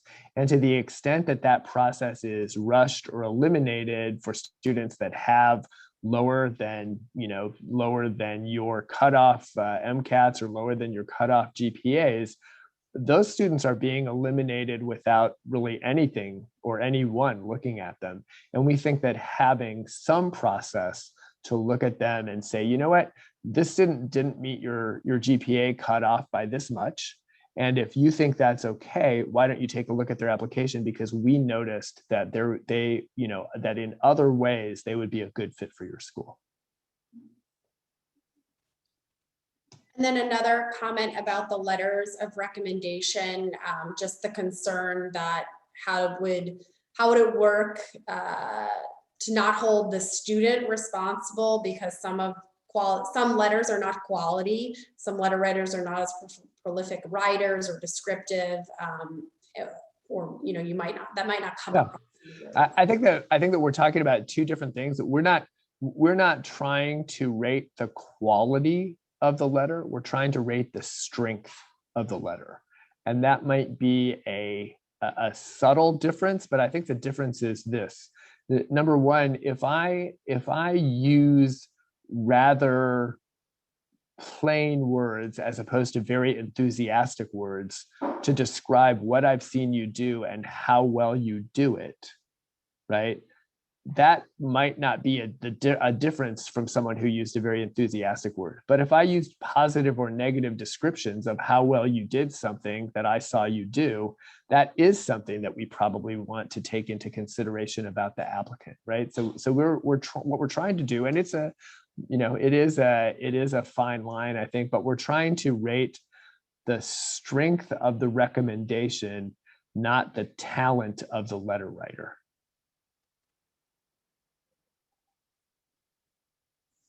And the way you do that is to say, hey, here's how we've gone through this process to develop a system for rating these letters. Let's see if this is a system that you can trust, or if you think that what we're rating is the talent of the letter writer.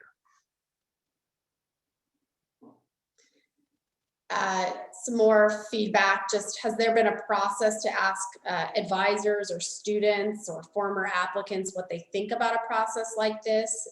Is it expected we are public about doing this so that students know this is happening? Yeah, so far, I've presented this to our Council of Osteopathic Student Government Presidents, which is the student government president and vice president from every school. And we've had a couple of discussions about it. I would say that they have similar concerns to what you've raised, but also view having the experiences that they work very hard to acquire, as always read or always reviewed, as a big positive. And so I think that they view both sides of this coin as well. And we would have a more formal process of running this by students as we progress, as we have, more sort of decision-oriented data to share with students, we would do that. If the AI removes that fluffy language, it seems that advisors might need to be very specific about how students go about writing their essays so that they can score well, which also, I think, brings some inequalities to the process as well. If they have a pre-health advisor, if they're at a school that has a good pre-health advisor, or a student, a non-traditional student. Yeah, I think that, so we tried looking for specific words or groups of words in student personal statements. And what we found was the students who didn't get accepted, the personal statements of the students who didn't get accepted were almost identical to the personal statements of students who did get accepted. But when the AI reads it and sort of does its calculation of removing language that elevates experiences and rather just looks at what the objective experience was, then we were able to be more accurate in using those words to predict something. So I would say that the point of having a portfolio of experiences and the point of writing about yourself is to actually disclose some objective truth to the school, and the AI is going to try and find that objective truth. So rather than write about your experiences in a different way, perhaps what you need is more experiences, right? Or perhaps you need experience in a different kind than you've gotten before, rather than trying to make these experiences look like something that the school wants. And so that, I mean, I think there's a difference there. But yes, you're right. And I think that the way that we can sort of go through that is by having you look at the applications that the AI has reviewed and then give us feedback on that. And that's what we've been trying to do with the pilot schools. Another question about the vision of how the software might work. You know, when can the comms see and apply the AI results to each applicant? Is there going to be a score in WebAdmit? You have an idea of how that? Yeah, so what we have now is a categorization and a confidence score. So this student is in the, you know, likely to be interviewed category or the unlikely to be interviewed category. And then we also have a confidence score. So this student's in the interview category, but we're only 62% confident that they're in the right category, versus this student's in the interview category and we're 99% confident that they're in the right category. Those are the two scores that we can put right now in WebAdmit for you to use. What we're working on for the next sort of iteration of this is a very brief summary about why. Why are they in the interview category, right? And it's because they have a set of experiences that align with your mission, or their personality seems to be similar to the personality of students who've succeeded at your school.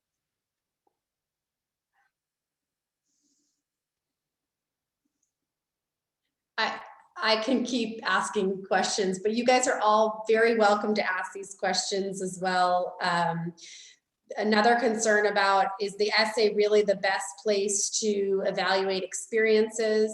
They list all of those individually elsewhere in the application. The prompt might need to be rewritten to be able to really get at that information.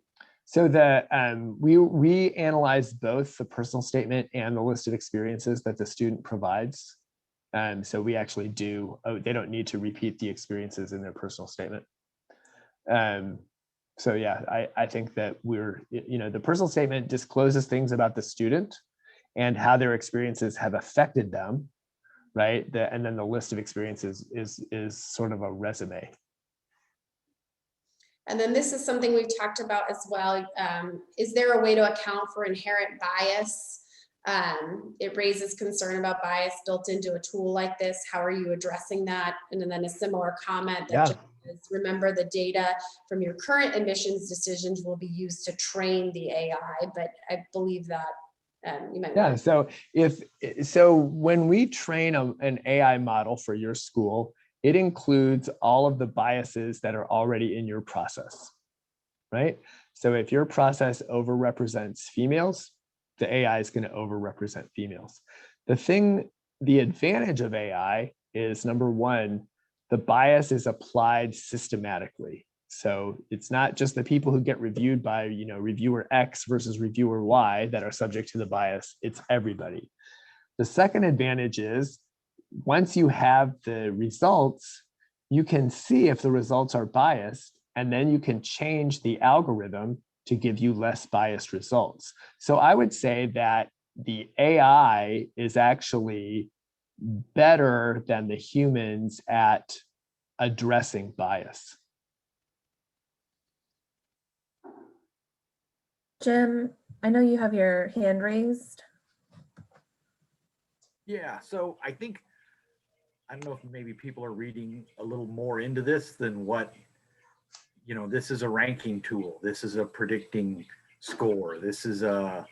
We used it to take people we were going to invite to interview anyway and kind of select who we could invite first and who we would wait to invite. It certainly got us a higher return rate on deposits, but at this point, we're kind of where we were the last year anyway. So whether the end of the year will be any different, I'm interested to see if it will affect a deposit rate and a matriculation rate. That's what I would really love to see it predict, but we'll have to see. I think at this point, we've really just begun seeing if this is a worthwhile tool. I think for everybody who looks at the MCAT and says, I don't know that it really predicts anything for my institution. Might like to use something like this that maybe takes in other factors. I think that's one of the holistic ideas behind this, is that it's everything other than the numbers of an applicant that we're looking at.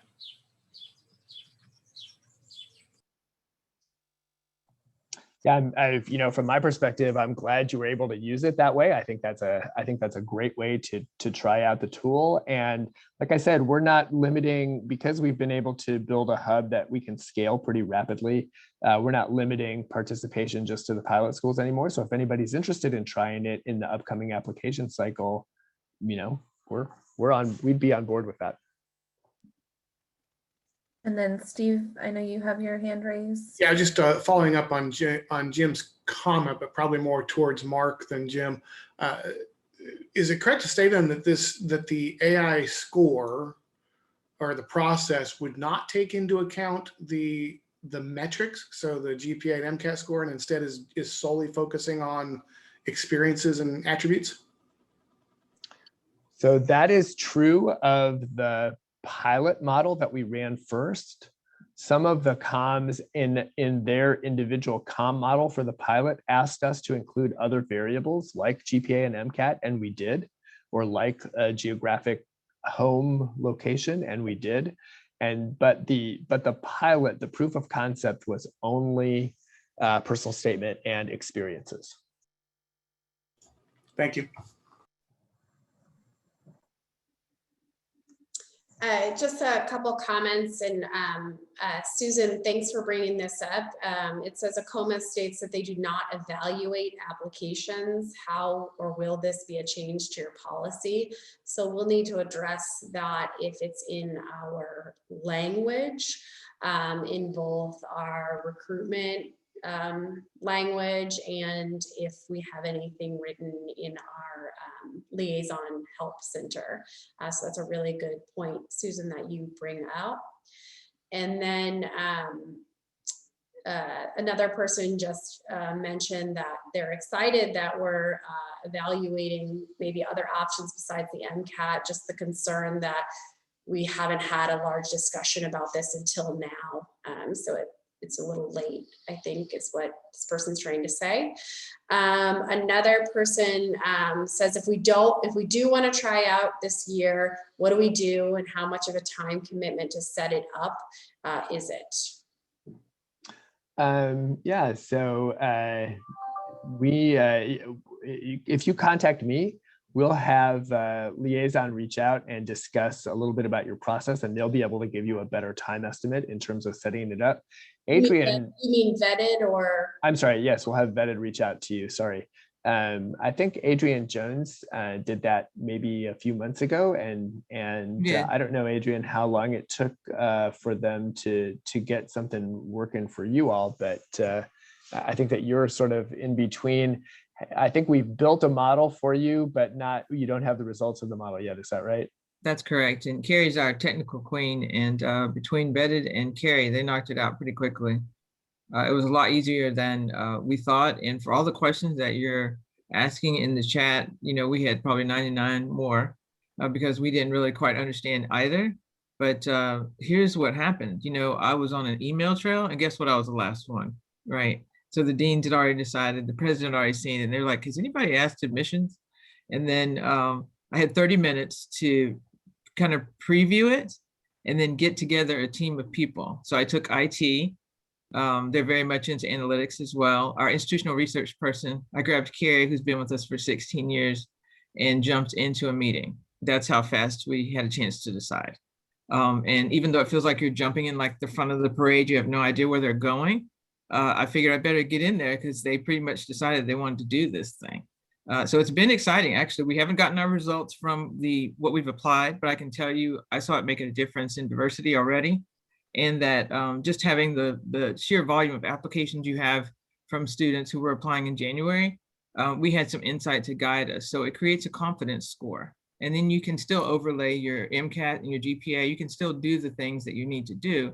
It just gives you like, I don't know, a lot of ladies on the call will say how your wife needs a wife. It was just like that. It gives another admissions counselor another admissions person to the side that says, hey, I can kind of help you get through those things. And then it's also interesting to standardize how you review all of the natural language that Mark is talking about, because we found sometimes our reviewers weren't really consistent in how they reviewed that letter of recommendation or that letter of, or that application essay. You know how it sometimes leaves you powerfully emotional, and some people are like, well, it wasn't that good. This way you do have a standard to pull. And then I think the last thing I would add is what I got a better understanding of after talking with Vetted, talking to Mark, and just going back through our many questions was that it's taking the actual decisions that you have already made and rolling them into like years of data into the training module and training the AI to understand how the humans made the decision. And you know, I can't really say yet, but I was shocked at some of the students that we might have overlooked that it found. So you know, at this point, I think it's worth it if you're willing to jump in there and just like see how it goes. I can't wait because we'll have more information to share with you, but we're definitely interested, like everybody on the call, to do more with diversity. The last thing I wanted to add was that I asked about bias because going in, a lot of the folks in psychology and others said, oh yeah, you know, AI is full of that, and you know, it's just going to be a really biased experience. But what I learned from the vetted group and from Mark was that AI is logic, and it's also math. So if you have a bias, it's a math problem that you can actually take out. So think about it as an equation, and you can continue to tweak the equation to get the mix that you're looking for, and even tone it down. And then we're doing the microaggression training just like you, the implicit bias, and then taking some specific scenarios to drive it even further as we work together with our DEI team. We created an algorithm that helped us achieve something like this for the items that were important to us. Our GPA and MCAT was given less weight. So URIMs were given a weight.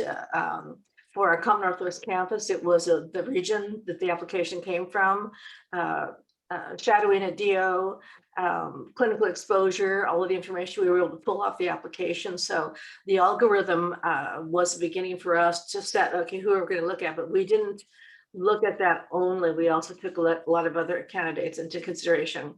And I have to say that this year, because we used the algorithm, we did accept students that typically we have not, because they had a little bit lower MCAT score or a little bit lower science GPA. So we're still honing it. It's the first year we've used it on both campuses. Donna was using it in the COMAO Northwest campus before us, but we're going to continue to refine it. We find that brought to life some candidates that were gems that we just didn't see because we were so focused on the MCAT and the GPA. So we have yet to know at the end of this process whether it's going to have any impact on the quality or academic quality of our candidates, but I don't think it will. And it also, our admissions committee accepted many more students than we've had in the past. Very few students were denied to our program. We had very few alternates to our program. So that told me, initially anyway, that we had found the areas that we thought were important, and the committee was using those areas to make decisions on. So the process isn't over. We'll know in August, September what our success rate is, but I'm really happy with that. But we'll continue to refine it as we move forward. Thanks for that, Susan. Jamie, I did a terrible job of keeping you on time, quite frankly, but I appreciate this discussion. And for those of you who want to have additional discussions, I'll make sure that we work with Jamie, Aaron, and Jessica to get a few more on the books. And those of you who are interested can come in and discuss the early returns on the audit data and how the algorithm works and all that good stuff. We'll have vetted come and all that and all that. We really are interested in finding out sort of your views on this project, but also I'm glad that Comp and Comp Northwest and other folks are experimenting with their own sort of variations on this application theme, and happy to collect that information and set up workshops or presentations or however we can get these practices out there. So yeah, awesome. And then one last thing, and I think you've tried to iterate this, Mark, but want to be sure that it gets mentioned that the COMAO wants to be sure that they're included in the conversation moving forward, and not just to the deans. And I think I'll take that role on to try to continue to get you in front of COMAO and to talk to COMAO as things move forward. So it's a simultaneous happening of learning about HARP and how it's moving forward. Yeah, I appreciate that. Absolutely.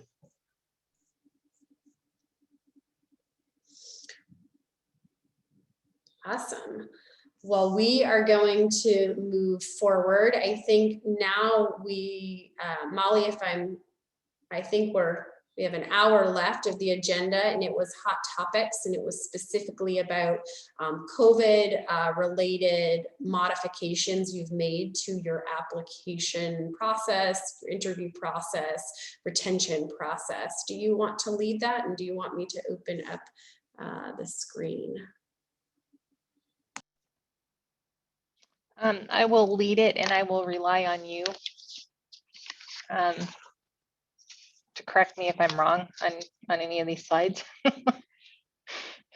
Full disclosure, Jamie did the slide set, so.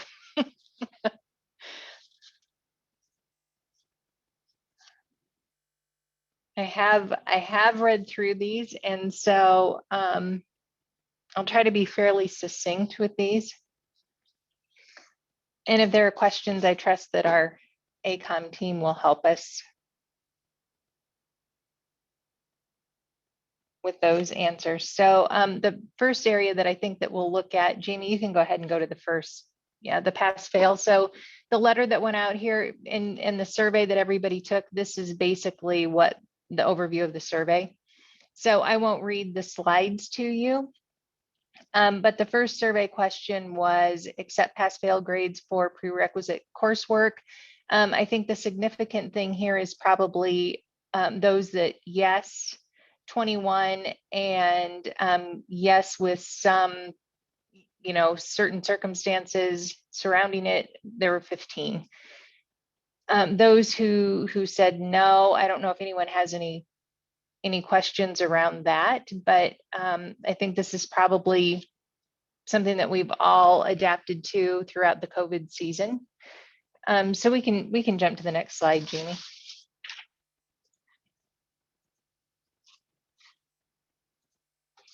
So the online coursework and how will we respond to that? So the survey question, accept online coursework to fulfill prerequisite requirements. 29 said yes, and again, those had some reservations, 9, but by and large, it looks like most are moving forward. And again, accept online lab coursework, 29 yes, the same 9 in certain circumstances.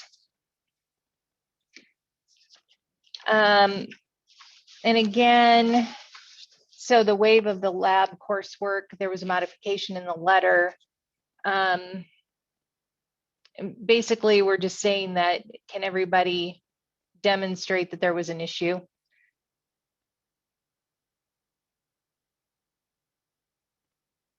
Let's see, so the MCAT requirements, survey questions, who will waive it? 34 schools no, and 4 yes with certain circumstances, and then accepting qualified candidates without an MCAT exam, 29 no, and then I think the difference here is that some schools had other, and that would be 9. Jamie, do you have any examples of what the other?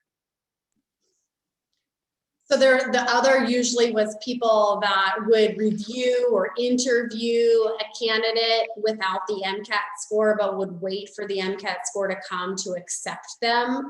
I will tell you that this was one of where it says no modification in the letter. We had this in the letter to say that some schools will accept you and review your application without MCAT scores, and the deans asked us to remove that. So that's not in the letter, but we knew it was an important question to to you. And we also included your responses in your questions for the Choose Geo Explorer. So it was really those schools that said, we'll look at an applicant, we'll interview an applicant, but we won't accept them. There are 2 schools that are going to, because they always have, we'll look at an applicant who doesn't have an MCAT score because they're replacing it with some other academic metric.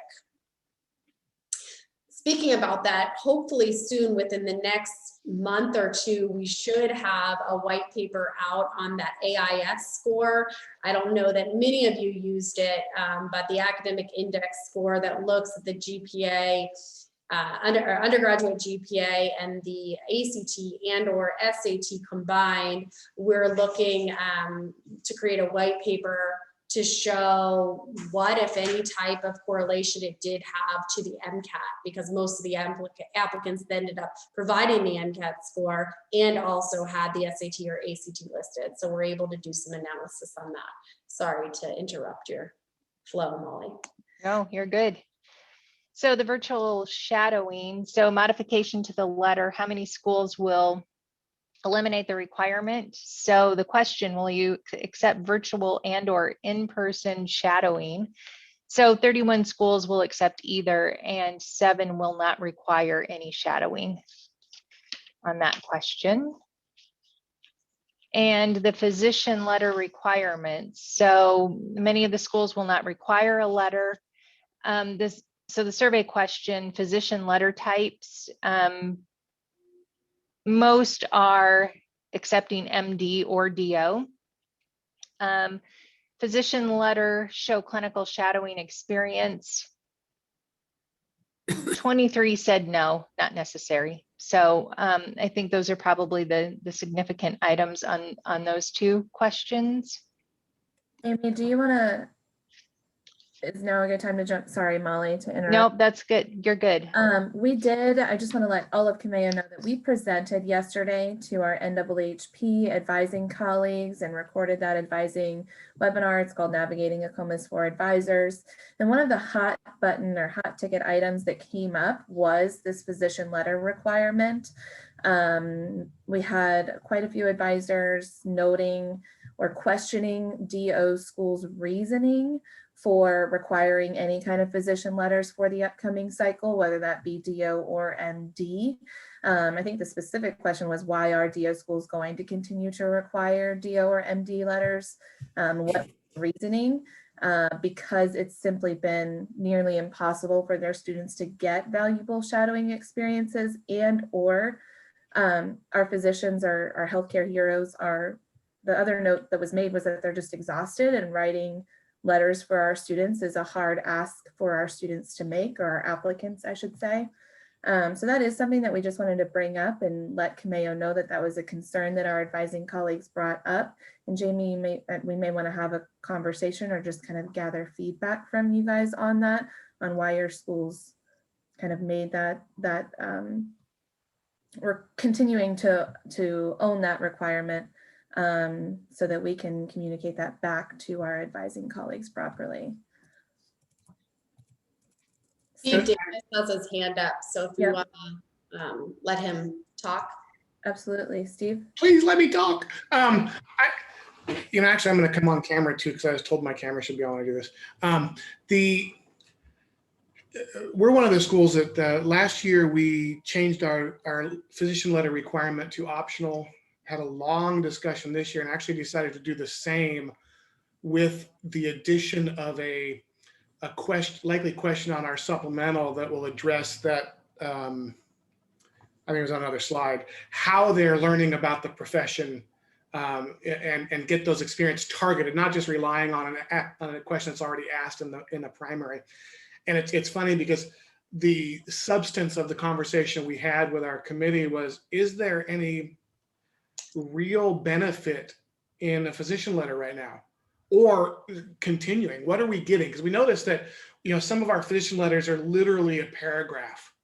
So the deeper discussion, this will continue next year as well, is what do we actually want? Do we want proof of, do we want evidence of of learning and exposure, or do we just want evidence of them having sat down for coffee for 15 minutes with a physician? You know, so we're kind of on that other side of it's likely we may not ever again require a physician letter, but it is to appease the DOs on our committee. It's recommended, but it's not required. Yeah, thank you, Steve. And I see Carrie's note. I was going to add, we do have our advising liaison, or one of our advising liaisons, Wendy, on the call, who's an advisor at UMD. Wendy, if you want to jump in and give any feedback on the behalf of the advisors, you're more than welcome to. And then Carrie just noted that in her humble opinion, from the PCOM side, requiring a physician letter is an unnecessary burden and barrier. So thank you for that feedback. I think the only other thing I would want to note here is that our #1 used resource for all prospective students, I mean, we have data on how many students are using it, is that Choose Geo Explorer. And I know Jamie noted that all of this information will be updated in the Explorer. But what you can see, hopefully I'm sharing the right thing on screen, is the Explorer now. And this COVID-19 related information is from last cycle, but they can sort all of your institutions based on your answers. A hot button item lately has been virtual interviews. Are you offering those? If it says not available, it's because the school didn't respond. And then this is a #1 thing that our students are sorting here is whether your school requires it from a DO or an MD, from a DO, and it's obviously sorting those schools. So I just wanted to share that really quickly too. Andrea made a point to ask whether or not MDs or MD schools are going to be requiring letters of recommendation this year. I can certainly look up a few. I haven't, but I think that's going to depend, vary depending on the school as well. But I think it brings us back to Steve's point, which is what are you looking for in that letter, especially this year, knowing that many of these students, or many students that don't already know a physician, are not going to have a letter, or it's going to be very hard for them to get a letter. So what do you want in that letter? What do you want that letter to say? But Andrea, I'll do my due diligence to look and see if I can find any of that information out, if that'll help you all make decisions. Do you mind if I jump in? This is Not at all, Wendy. Yeah, so I think that I've seen quite often on the MD side that they don't require a clinical letter. They're more likely to require specific science academic letters, but they tend to not have a specific clinical letter. That's not across the board. I mean, there's 150 or so of the programs, but it's less likely to see a clinical letter requirement on the MD side than the DO side in my experience. And we, as an institution, have always required that students include a clinical letter in the letter packet that we put together. The only requirements we have for students to submit are 2 academic science letters and a clinical letter. And then, based on what their experiences are, they would have a research mentor or whatever else. And this year, we are not requiring the clinical letter, just because of everything that you're saying, that it's been a challenging year for students to develop significant relationships, but especially because it's a kind of a big ask this year to ask physicians to do one more thing. So we backed off, but then we did put the onus on the student to make sure that they'll meet specific requirements for specific schools. Hey, Wendy, can I ask you, when you say clinical letter, does that just mean from any clinical? So it could be a nurse, it could be a physical therapist. Is that accurate? That is actually correct. So Okay. we don't require that it be a physician letter or a dentist letter, because we also support people applying to dental school. Although we suggest that they try, but if they have developed a better relationship with the nurse manager or something like that, it's interesting to have the conversation about what you hope to learn from these letters, because we've sort of assumed in the past what we think these letters can accomplish, which is that they're, you know, professional in the setting, that they show up, that they ask good questions, that they're interested in the patients, that they know how to communicate and be professional in the clinical setting. And we felt like that information didn't have to necessarily come from a physician. But if on your side, what you're really looking for is a letter from a specific physician, yeah, in every case, that's not what we're communicating to our students. Thank you for that feedback, Wendy. Jamie, I know I kind of just hijacked the presentation there, so you may want to reshare and I can let Molly get back on track. Forgive me, but I appreciate that discussion so that we can kind of give some feedback back to our advisors and honestly just get you guys thinking about what the feedback we're receiving from advisors is.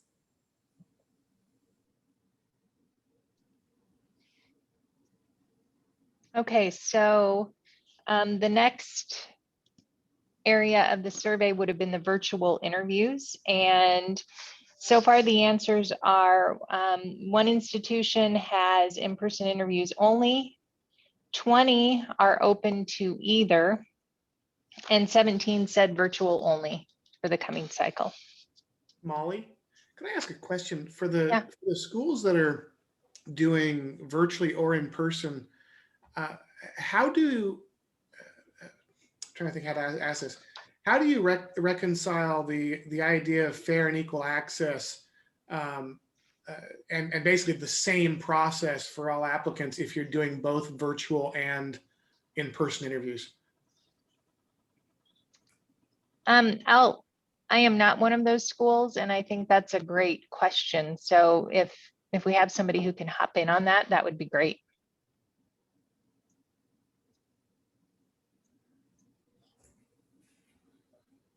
At some point, we plan on offering both virtual and in-person interviews to the candidates, but we'll let them select it. So we will always, anyone that we invite for an interview, we'll always ask them, would you prefer a virtual interview or an in-person interview? And the candidate will make the decision. And well, it's a different experience, obviously, virtually. We do the MMIs, so that's going to be virtual also. We feel that if the candidate chooses which type of interview they want to have, it's less likely that they'll come back to us and say, gee, you know, I didn't get a chance to do an in-person interview, I had to do a virtual one. So I don't think the decision might be fair. But we feel that that's less likely to happen if they choose which type of interview they would like to have. Yeah, that's just one of the discussions that went on our campus.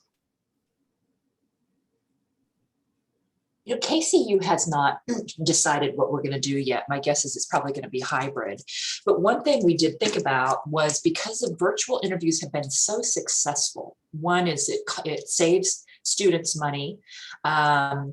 Faculty love it. Faculty and staff interviewers love it because it's just easy. We've thought about the possibility of doing only virtual interviews and then doing like visit days throughout the year just to welcome students to campus, just to do tours for those folks. So is anybody else thinking of anything like that? Because we're just torn. We're thinking of doing that also. In our school, it's really hard to switch in the middle of a process to say, okay, now we're going to do in-person interviews if the county and state allows us to.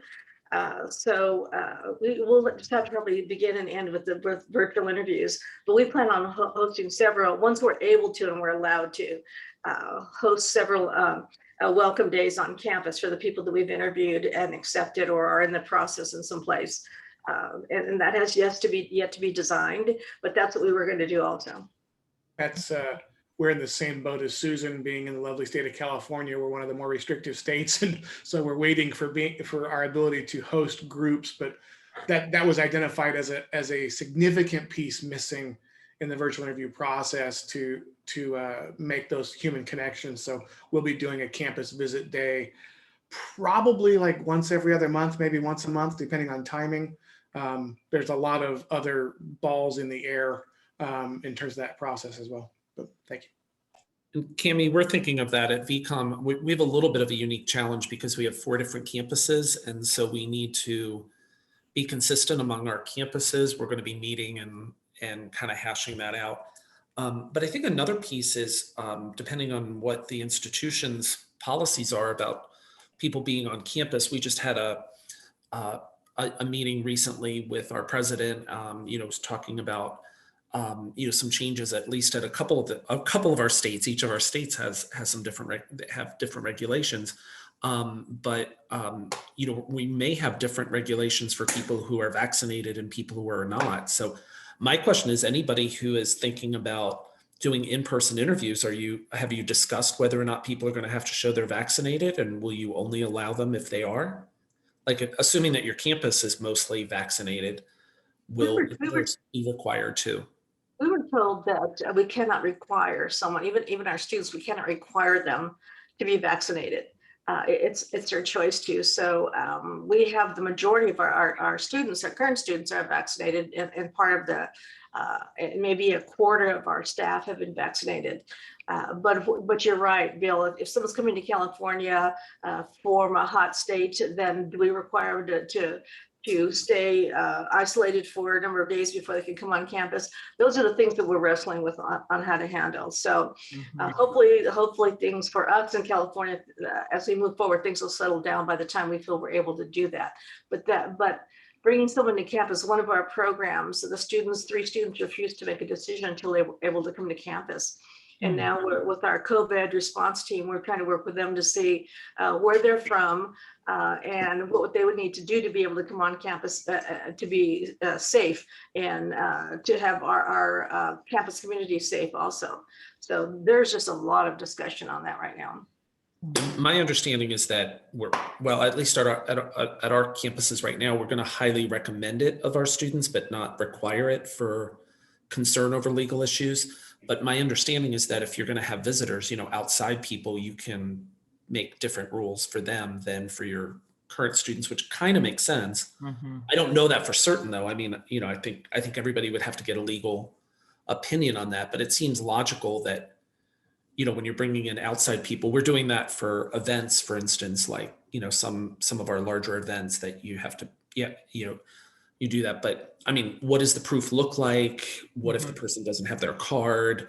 What if they said they just got over it and they have antibodies? I mean, I don't know all the answers to that, but those are I things. just wanted to add, you just can't unsee what we just went through, right?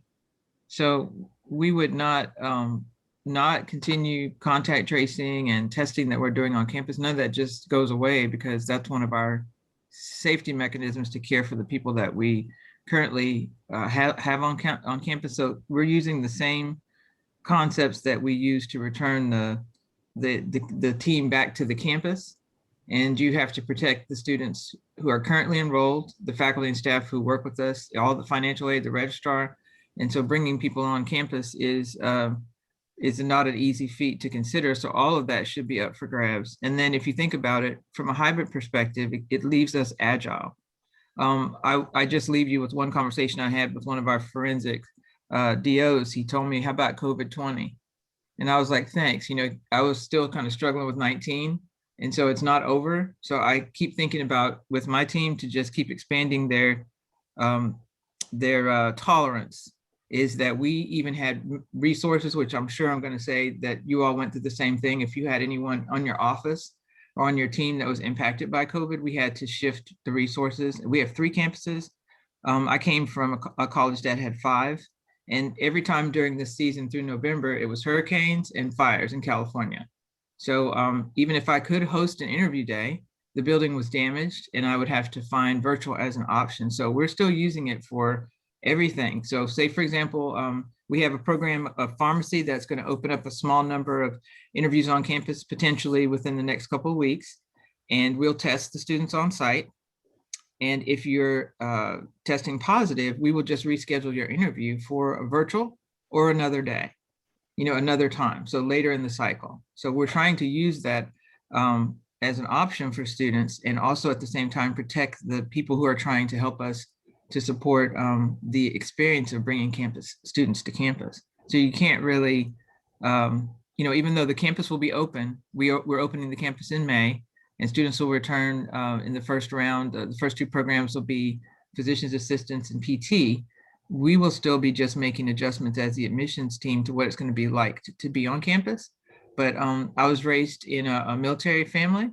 And, you know, my dad always says, you know, boots on the ground, they don't stay. You send in the reserve. So we're going to be at 50% capacity, and we'll keep shifting the staff so that we don't have 100% of the staff just wiped out because they've, even though they're vaccinated, you can still get it.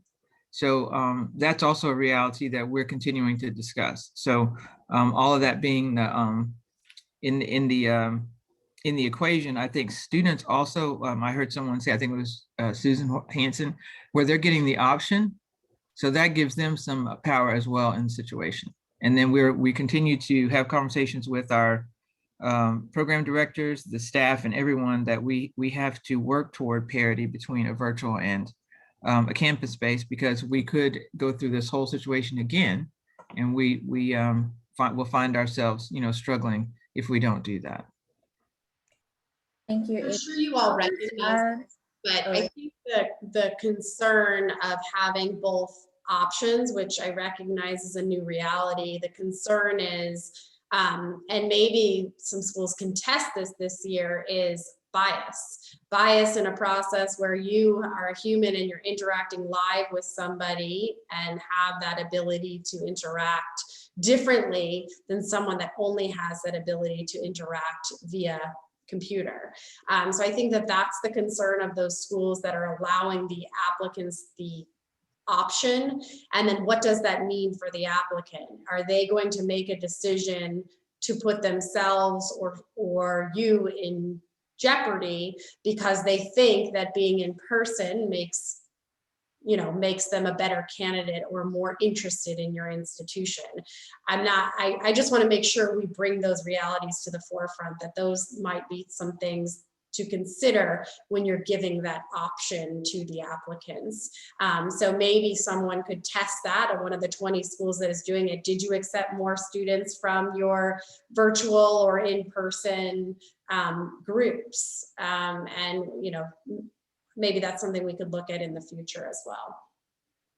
Yeah, thank you, Jamie. And I can add that from the advisor's perspective, some feedback that we got during COVID-19 was that their students felt paralyzed when given that opportunity to go in person versus virtual, because they didn't want to put themselves in a situation, like Jamie said, where they're disadvantaged by being virtual compared to in person.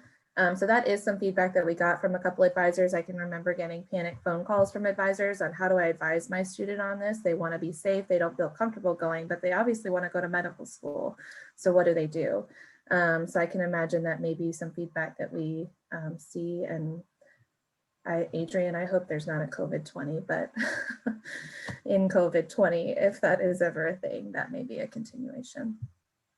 I just want to jump in real quick, Carol from NYT Com. I'm even concerned. We'd love to give them the option to visit. I don't want them afraid. Well, actually, that's why I've made the decision to wait until after they're accepted to offer the visit, because I don't want them to think the visit is part of the process. The visit's for them.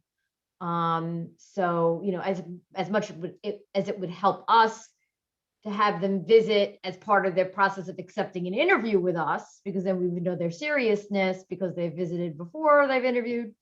I don't want the student to feel that they have to demonstrate their interest in us by accepting the opportunity to visit. So the visit is really intended for us to sell them after some more of a yield opportunity is my plan.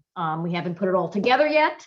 We certainly don't know what the world's going to look like when we get around to it, but we're starting to put together our plans. But, we're thinking this is going to be challenging as well, because if we continue with small groups on campus, if we have only our labs are filled all the time because everybody's in a small group. So being able to bring a group through to tour through the lab, and will there ever be a day or a time where we're not using the space to be able to bring a tour group through? So we're thinking the logistics are going to be quite challenging, but we're starting to look at it because we know that the candidates appreciate the opportunity to see us in person if they can. I was just going to add, so Carol, we're actually doing that right now. So this cycle, It has worked very well for us. So we only offer tours on certain days of the week. Right now we're doing 3 days a week, and it is because of our current students spread throughout the building, but it's going very well, and we're only doing it for accepted, deposited now, and then waitlisted. We're actually sending stuff out to accepted, deposit. We did waitlisted. It's more of kind of a request. If they requested, then we accommodate them. But we've made kind of very strict visitor policy guidelines, limited to the number of guests. And I feel exactly like you said, it's our point to sell them at this point and, you know, bring them on campus and show them what we have and everything we've told them about. But we feel like it has been very successful, that model for us, and hopefully we can continue it going into this next cycle as well. I just want to note 2 things that are happening in the chat. Thank you, Stephanie and Carol. Wendy noted that they, being our students, will inevitably feel like the visit might allow them to distinguish themselves and their interest. And then Wendy, we have a question specifically for you. Do you think that your students will feel this way? Oh, sorry, it's moving. Feel this way if they were only invited for the visit events, even if they were already accepted? I mean, if they had already been accepted, then I think that would take all of that pressure off. And then, yeah, then they would be able to come, see if they could afford it. I mean, it does become an issue if it's before the acceptance of, you know, people who may have the means versus people who don't have the means. And so I think that, yeah, afterwards, I think that would take all of that pressure off of it. Thanks, Wendy.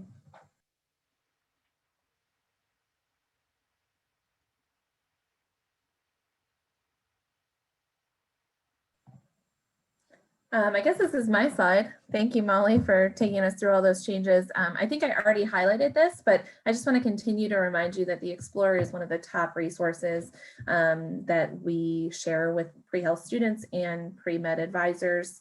And like we've said, all of the changes that we just went over are going to be updated in the Choose DO Explorer so that your students can sort your institutions based on those COVID-19 criteria. So I think that's our second friendly reminder that if you haven't already filled out the survey or done what our marketing team has asked, that you please do so that we can reflect the most up-to-date information for your institutions.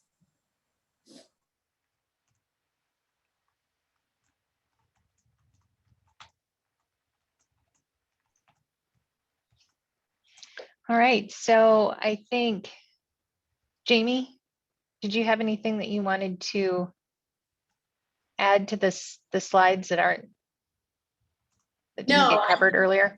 I know that we have about 20 minutes left, and today was really this topic was really to talk about anything related to COVID-19 recruitment, virtual retention. I think we haven't touched on. So if you want to take this time to explore those questions or ideas that people have, for it. I do think that that's an interesting question right now. I'm wondering if, when we talk about retention, I'm assuming we mean MELT, same thing. Has everybody been feeling stable so far, or have you seen a lot of movement on your class rosters? Oh, I can jump in here. I told our committee when we decided to go fully virtual that we should expect more MELT post acceptance and post deposit, and that has come true. We are experiencing more. It's a double-edged sword. You remove the barriers to interview, but you're removing the barriers to interview. So you just push that decision point further down the road. What remains to be seen is what the composition of our class ends up being come August. Our hope is that the virtual interview process, by nature of removing some of those barriers, increases some of the diversity that we attract in that process. Numbers wise, there has been a bump, but again, it's too early to know who actually will end up sticking at the end of the process. To help retention efforts, however, we did start last year and we're continuing it this year, what we're referring to as our Campfire series. There's a monthly series of virtual social events where we've invited our incoming students to join in. They can do games. There's different things we're doing to try and help out. We didn't really have a benchmark last year, so this year we'll see what the difference is. I'd be interested in hearing other people's experiences and plans as well. Our melt doesn't begin until May typically. So we've had very few people, the class has been stable. We've had very few people withdraw from the class. We have a mobile app called Conf Connect, and all students that are accepted into that are then connected to an online group with our students.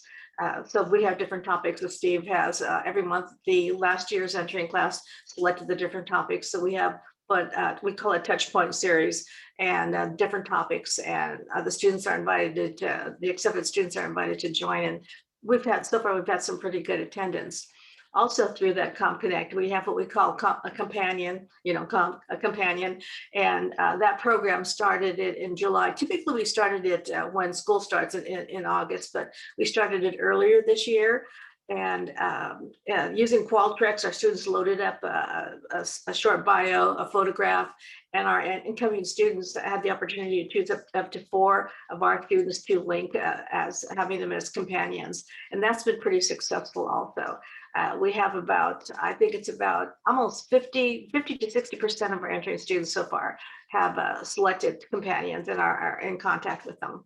So those are the things that we're doing.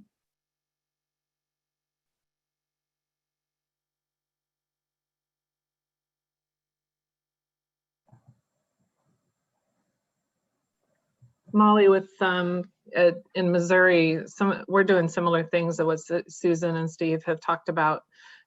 We've been basically working with a lot of our student affairs departments, and so organizing information sessions on the student services that they would receive, and having them present. So like financial aid, enrollment management, what steps do they need to take to finalize their aid package?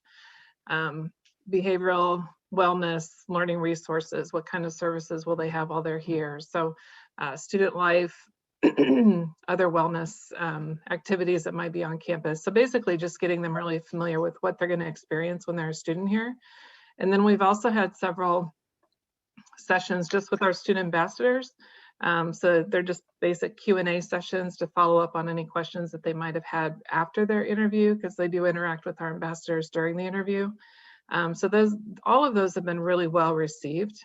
We have some sessions coming up with administrators and alumni and some other panels like that. And then all those videos are available to all the students that weren't able to attend, so they can go back and watch those later. But we've experienced a very strong hold. We went into it also kind of like what Steve was saying, that we would, telling our deans we're going to have to interview a lot more because we expect with virtual that we're going to have a huge melt. And so far that's not holding true. I guess we keep waiting for the bottom to drop out, just not to be negative, but you just don't know what the next 2 deposit dates coming up are going to hold. But I guess we'll wait and see. But we do have a pretty strong wait list right now, so we're feeling pretty comfortable. But yeah, it's just an odd year. Nobody really knows what's going on and what's going to happen next, but we're all just kind of going through it one step at a time together. I just want to note that for those of you that do have access or have finally gotten access to the admissions dashboards, those will at least tell you right now your students that have other acceptances and have deposited at other osteopathic schools. It won't tell you who, but it'll tell you how many, so you can manage your wait list. So that rolled out in December and is available for you guys now. So that can be one part of that. Do I know? Another reminder that I just put in the chat that the AAMC traffic rules will come into play very shortly in terms of when they're requiring their applicants to give notification of acceptances at the AAMC schools. But just like your schools, the AAMC had almost, don't quote me, but almost 60,000 applicants this year. So they also have a high, about 18% increase in applications. So I'm not sure that we'll see the type of drops that we normally see again, because I think that there are more qualified applicants to go around this cycle. Just wanted to make sure you guys knew those things were available.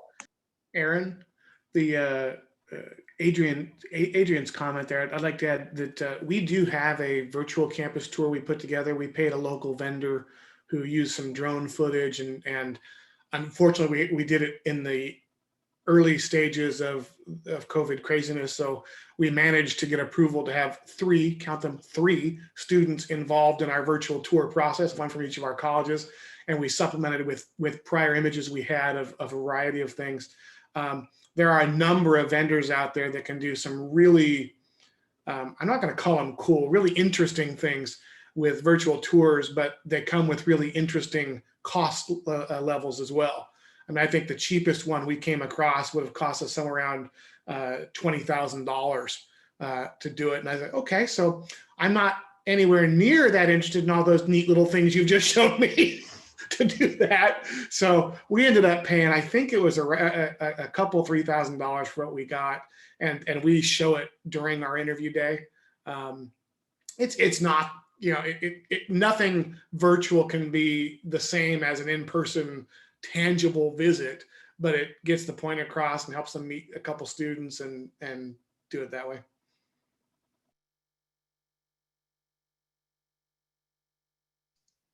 I've been tasking my student ambassadors with trying to come up with something kind of organic and fun that they could do. Like, I have a vision, but no one seems to understand my vision. But I was thinking that if they just took a camera and kind of walked around and did sort of a day in the life of a student on campus and went into the labs and explained where they were, I just, that's my vision, but I can't seem to make it get there. Sometimes we have this frustration where you just want to take it and do it yourself. So I keep trying, I keep proposing it, but I do think, I asked my student ambassadors, imagine if this were you, and you hadn't had the chance to come to campus, what would you want to see? How would you want to see it? In what format would you want to see it? And let's put something together that does that. So this way it's kind of more fun and organic, a Facebook Live, something like that, not as staged and scripted as a true video tour. So we're still working on it. It's still on the project list, and I'm hoping somebody matches my vision and gets it done. I'll keep you posted. We did a tour of our OMM lab in that kind of organic way, and the IT staff actually used just a cell phone with a really good camera, and it worked out really well. So it can be done, and it was just one of those things where we just wanted to get them to see the space, so we just tried it out, and it worked out really well. So what's the worst that can happen is that you bobble it, Well, that's what I'm thinking. Yeah, just like, let's just do it. We don't have to share it, but let's just do it, see what it looks like. And if we think it's good enough, we'll get it out there. So yeah, I always say it's a good thing to make mistakes because it shows that you're human and that you have a sense of humor. Yeah. Our recruiter and the admissions and Donna from our Comp Northwest campus put together, they did one in-house video touring the OMM labs, and they did a great job. And they had students, they did some, a little bit of, I guess, what they're going to say, what the students were going to say, and it came out really great. It looked really good. So we did use that for a little while.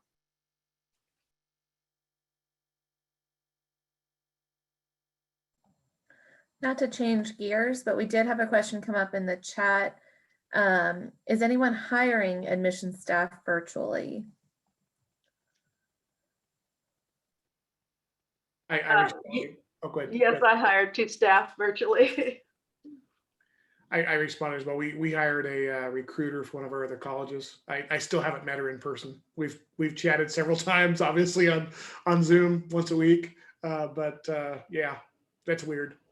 Yeah, the 2 staff that I hired, I've seen them 3 times. When we first started interviewing, we felt that for consistency and connectivity, we would go to the campus.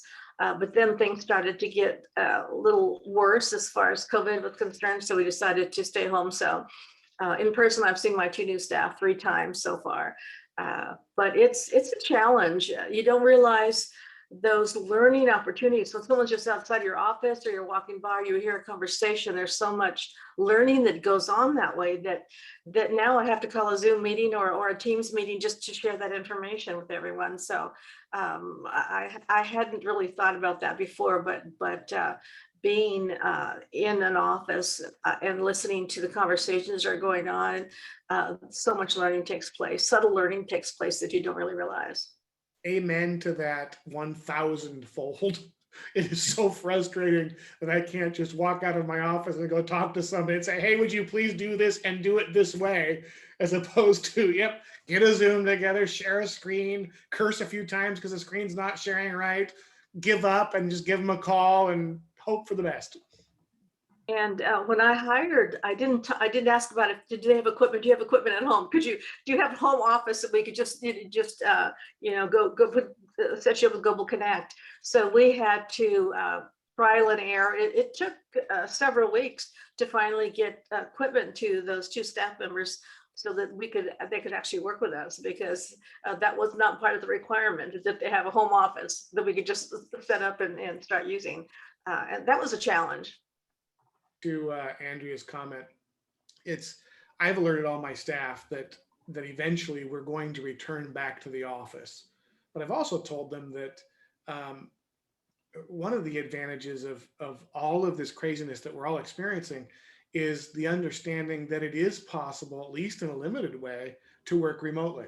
So I think that a traditional office schedule has likely been changed permanently by this mess, though the bulk of work days would likely be in the office.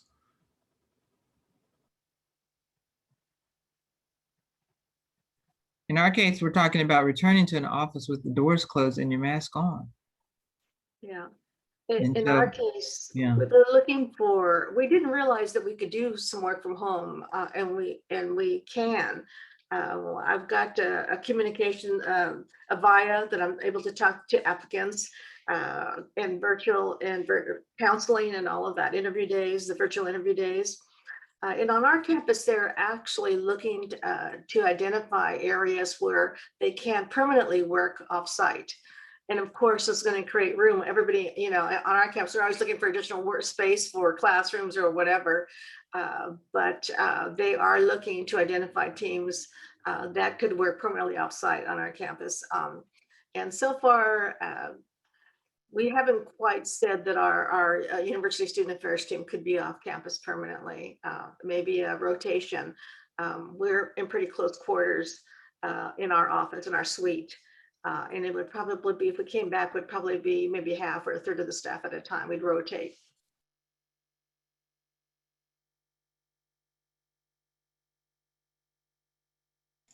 Adrian, we can't talk to you anymore because you keep bringing up COVID-20 and masks and such. So, That's how I felt. I was just like, huh, what? I know.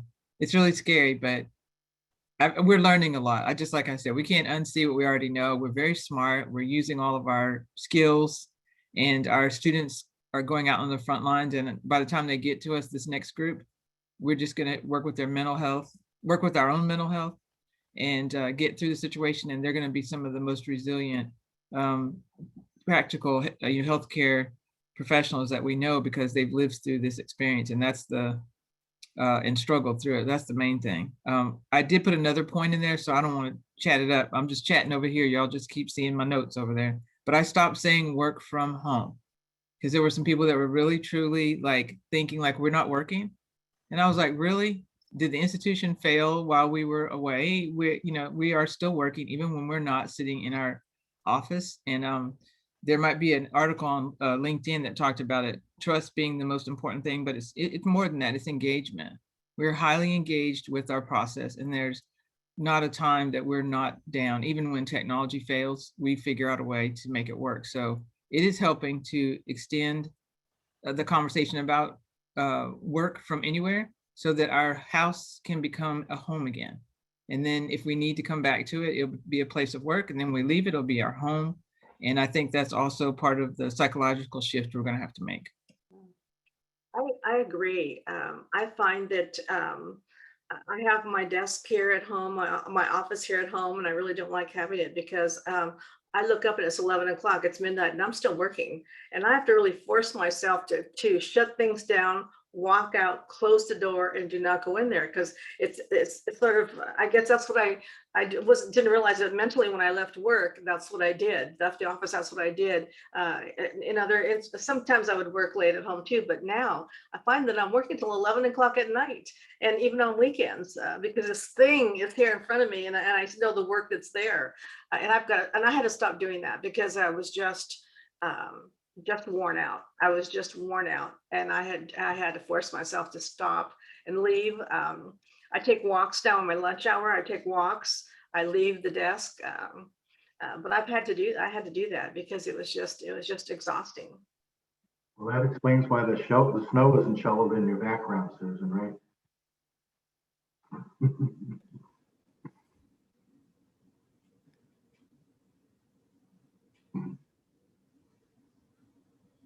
Well, this is a really great discussion. I'm delighted because Paula and I talked last week very quickly one day to make sure we had some things in line for our meeting in case everybody went quiet, which isn't the case today. So this is really awesome. But one of those ideas was mental health for everybody and what you're doing on your campuses for employees and staff, right? So anyway, this is organically sort of grown out of it. Thank you all. It's a great discussion. I don't mean to cut anybody off, but I did want to throw that out there that that's a very important piece to what we do. Also, and I think it was Andrea, she made a comment. I don't remember now what it was, but it was in the chat. You know what? We send people all the time to conferences and recruitment and travel all over the country. And we can trust them to do that, and we can't trust them to work from home. We need to work with administrators to understand what it is we really do if that's an issue for any of you. So anyway, that's my soapbox and my comments on that. So anyway, again, we still have a few minutes if anybody has any other comment yet today. Or our ACOM team, if you guys have anything you want to throw out there.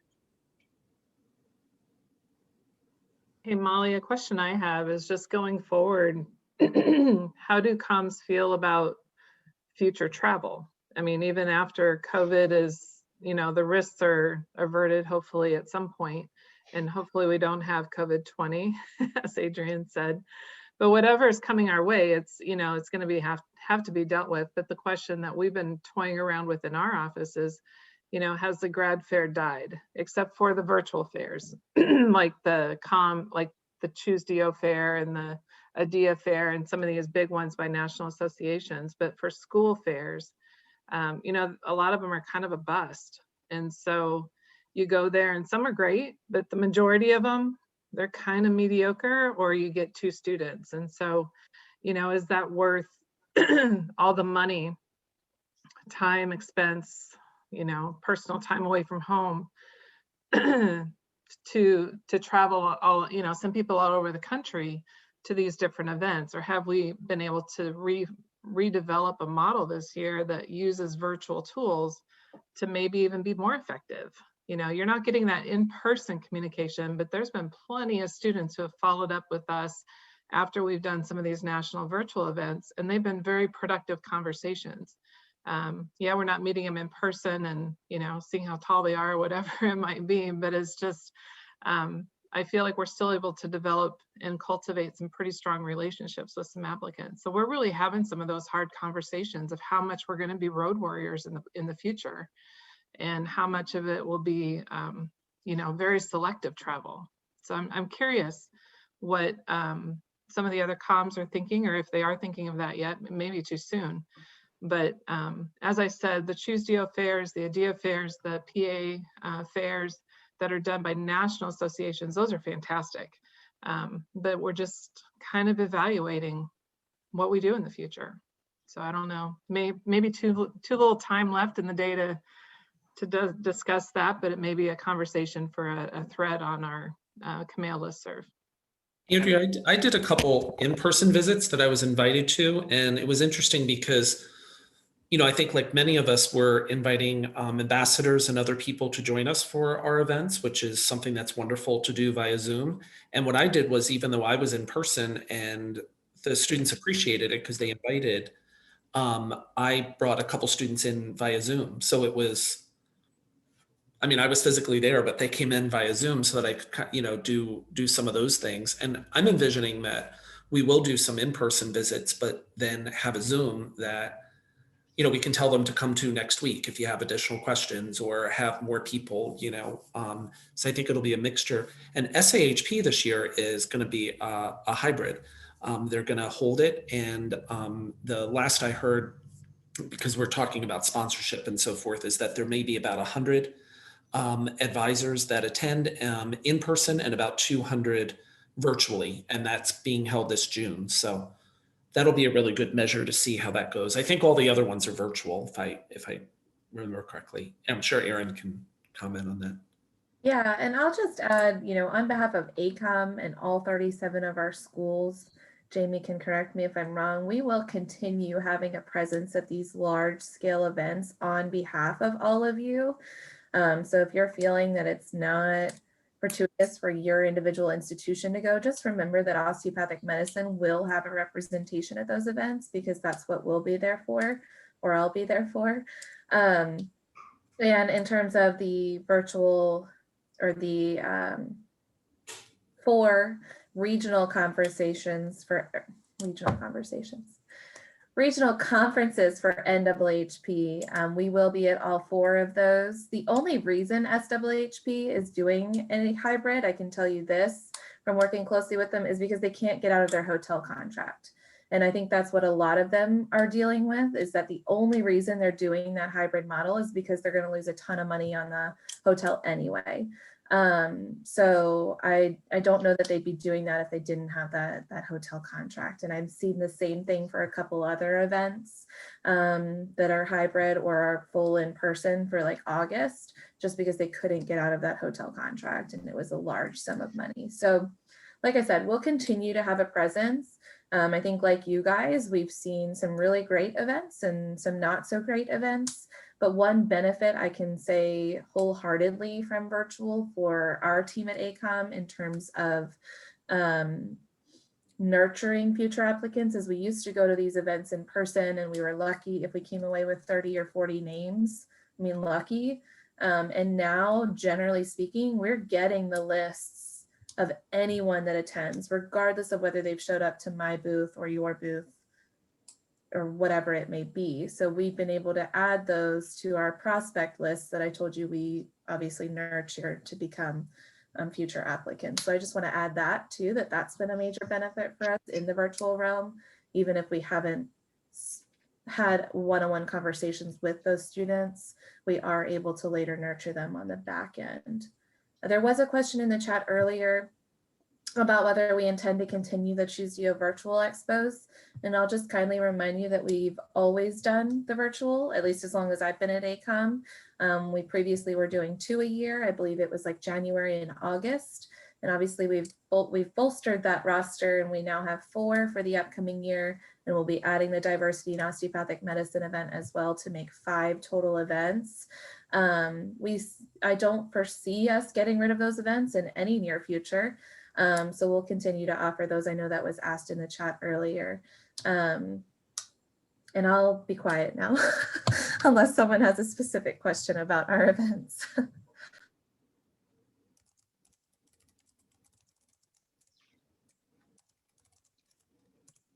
All right. I will take the silence as our, we're ready to conclude right on time, I believe. So nice work, everyone. Great contribution. And I'm excited to see everybody again tomorrow. Yeah, just a reminder, tomorrow at we'll have the AAMC present on the situational judgment test and their progress since they last met with you in January. We'll have speakers from the Council on Diversity and Equity talk about their progress and also ask for feedback and have some collaboration efforts. And then I believe we also have another roundtable or whatever we're calling these now, Zoom table to talk about topics that are important to you all. So thanks again for the first day, and we'll see you guys tomorrow at 11 a.m. Eastern time, 10 a.m., 9 a.m., whatever zone you're in. 8 a.m.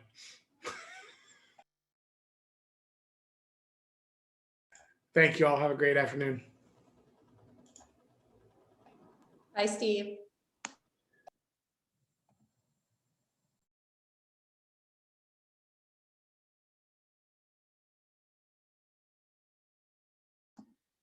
Erin, you gonna stop the recording? You're on mute. Of course. I am, and I will ensure that I get the chat downloaded, hopefully. You want to send that to Ellie too, in case she wants to use it for notes. Yeah, go ahead and send it to me. Just because all mine doesn't matter if mine shows in Mountain Time because I saved it.